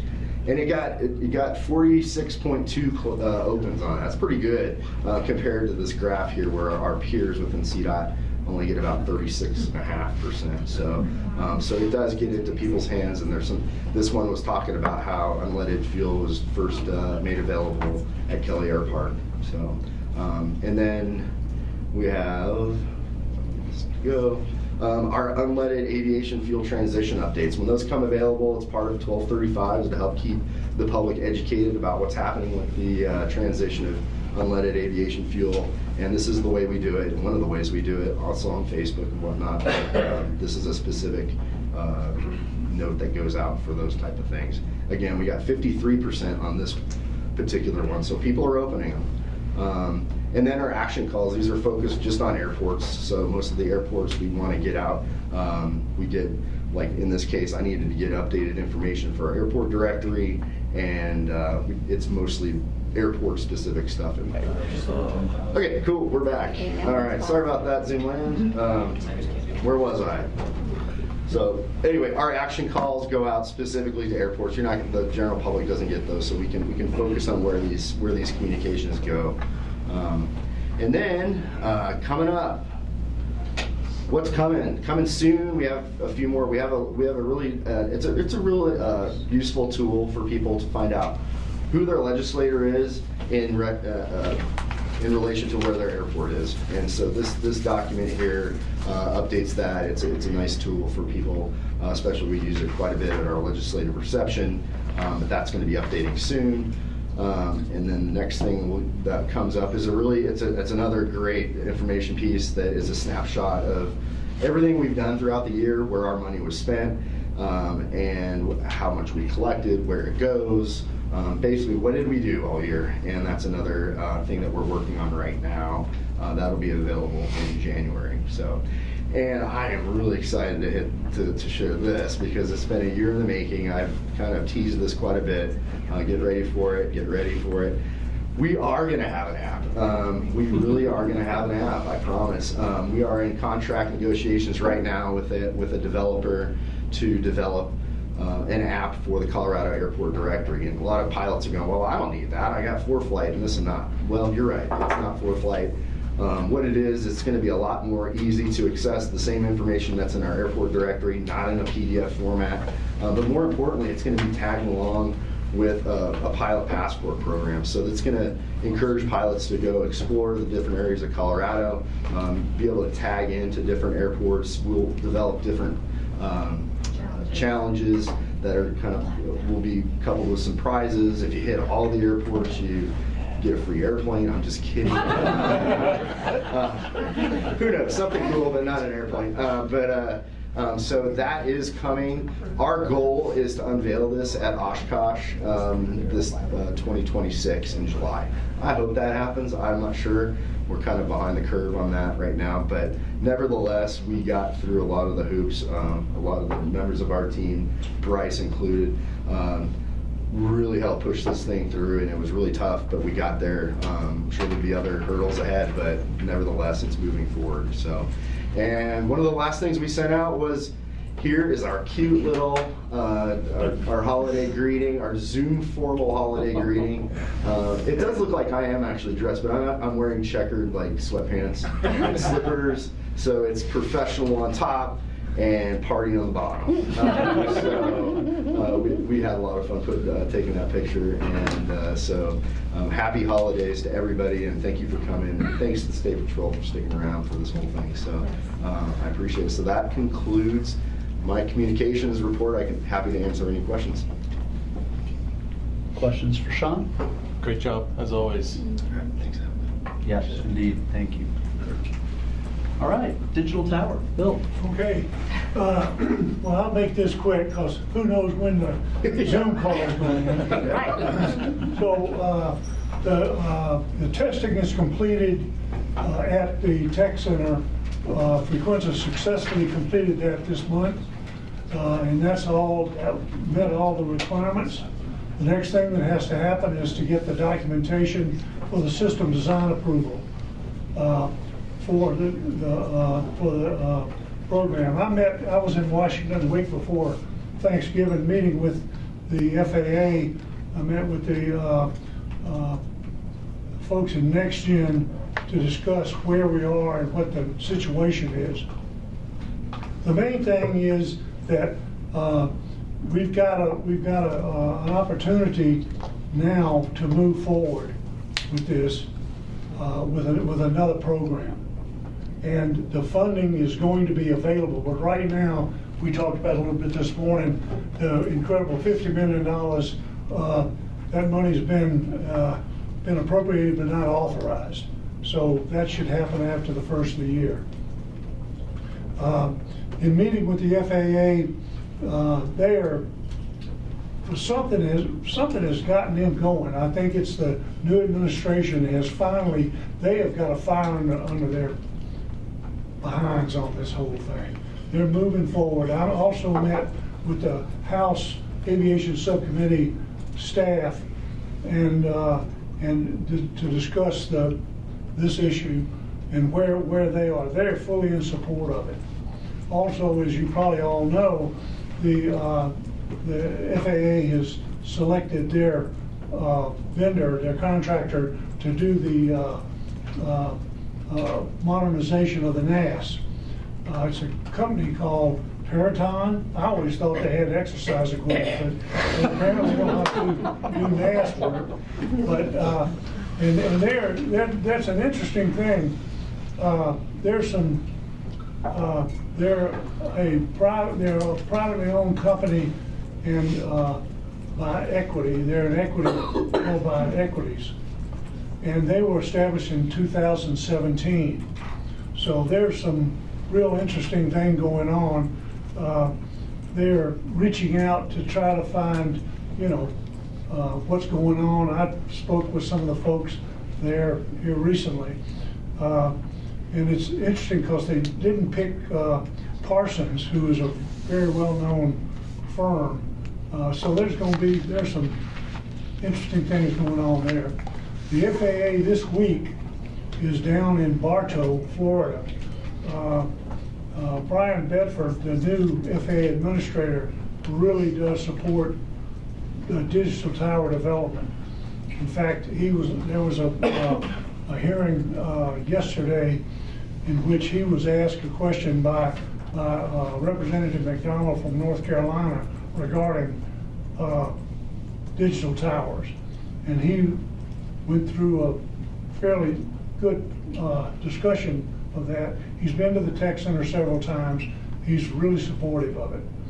I believe that's going to push this through over the top. Also, I've been dealing with some of the providers on the western slope to see about the, because one of the big key things is to be able to have fiber for these digital towers. So I've looked at several of these companies to see about getting that, getting the bandwidth we need, the availability, and the security. So stay tuned. The FAA, I think Bartow is going to be, they're going to be the first one to be approved. They were already installed. They installed their system outside of the FAA. So the FAA is down there today, well, they started this week, and checking that system. They're going to have to do some changes to it to make it meet the minimum requirements of the SDA system design approval process. And then they're going to try to remote it to Winter Haven, Florida, which is an airport 8 miles away. And they're going to start installing the equipment there. They, meaning Frequentis, is going to start installing that equipment here.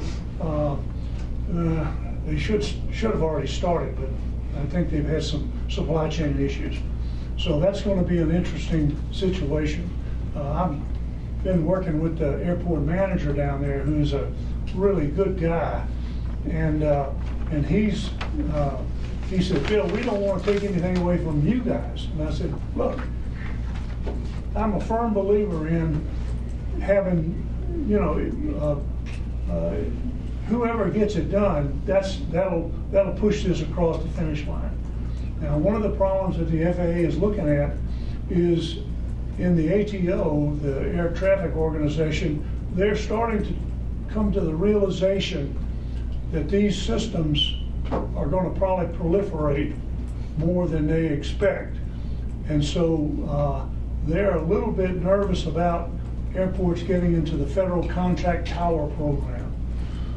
So we had some, I met with the administrator of NextGen twice on this very issue.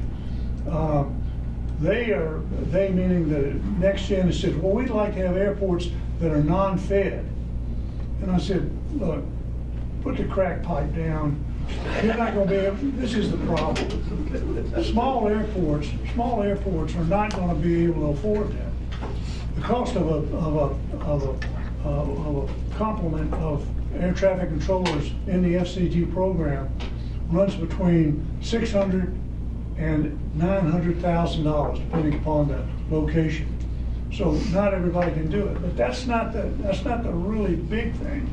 The other thing is the liability. The liability inures directly to the airport or the organization that oversees it. Interesting, Bartow is an NFCT. And so they have also got a school started there, and they're going to use the digital tower to do some of their training. So I think we're in a position now where the FAA, the folks that have been boat anchors around everybody's neck, have suddenly gotten religion, and they're starting to move forward with this. So that's what's happening, and I think it's very encouraging. Anyway, any questions, I'll be glad to answer. Questions for Bill? Okay. Thank you, Bill. Good stuff. Legislative updates. Dave? Just a couple real quick ones, Mr. Chair. Nothing specific, but I'd point out that the 2026 state legislative session convenes on January 14th, runs for 120 days, so we'll adjourn sometime around May 13th, so we'll be paying attention to what's going on there. And then today we registered for 2026 Aerospace Day at the Capitol once again. That will be at 8 o'clock on March 16th. So if you want to come down and see us, once again this year, we'll have our division booth set up to talk about what we do with legislators, staffers, and other folks that pop down. It's really a cool, fun day down at the Capitol. It's loud, it's all marble inside, and there's a ton of people jammed in, so you can go deaf by the time you're there. But it'll be a fun day. Please come see us. But that's all I have for legislative updates today. Okay, great. Proposed calendar? Proposed calendar, Mr. Chair. Next Aeronautical Board meeting will be Tuesday, January 27th at 9 o'clock at the Sonesta downtown Denver as part of the CAOA Winter Legislative Conference, which runs that Tuesday and then half a day the following Wednesday, the 28th. And then that's it for the near future. Okay. Number 15, any other matters? Just wanted to draw everybody's attention in case you weren't already aware. There's a couple Federal Register comments. One's about drones and AAM and the airspace. And I think we're at the tail end of the Part 141 modernization for flight school training updates. There's been an ongoing process for, I think, the better part of this year, but the final meetings are happening, I think, in December and January. So if you're not paying attention to the Federal Register constantly, because why would you be? That's available in case anybody's interested in those topics. Thank you, Bree. Okay, at this time, we're going to move into executive session. And we're going to discuss personnel matters, including finalization of the director's annual performance review.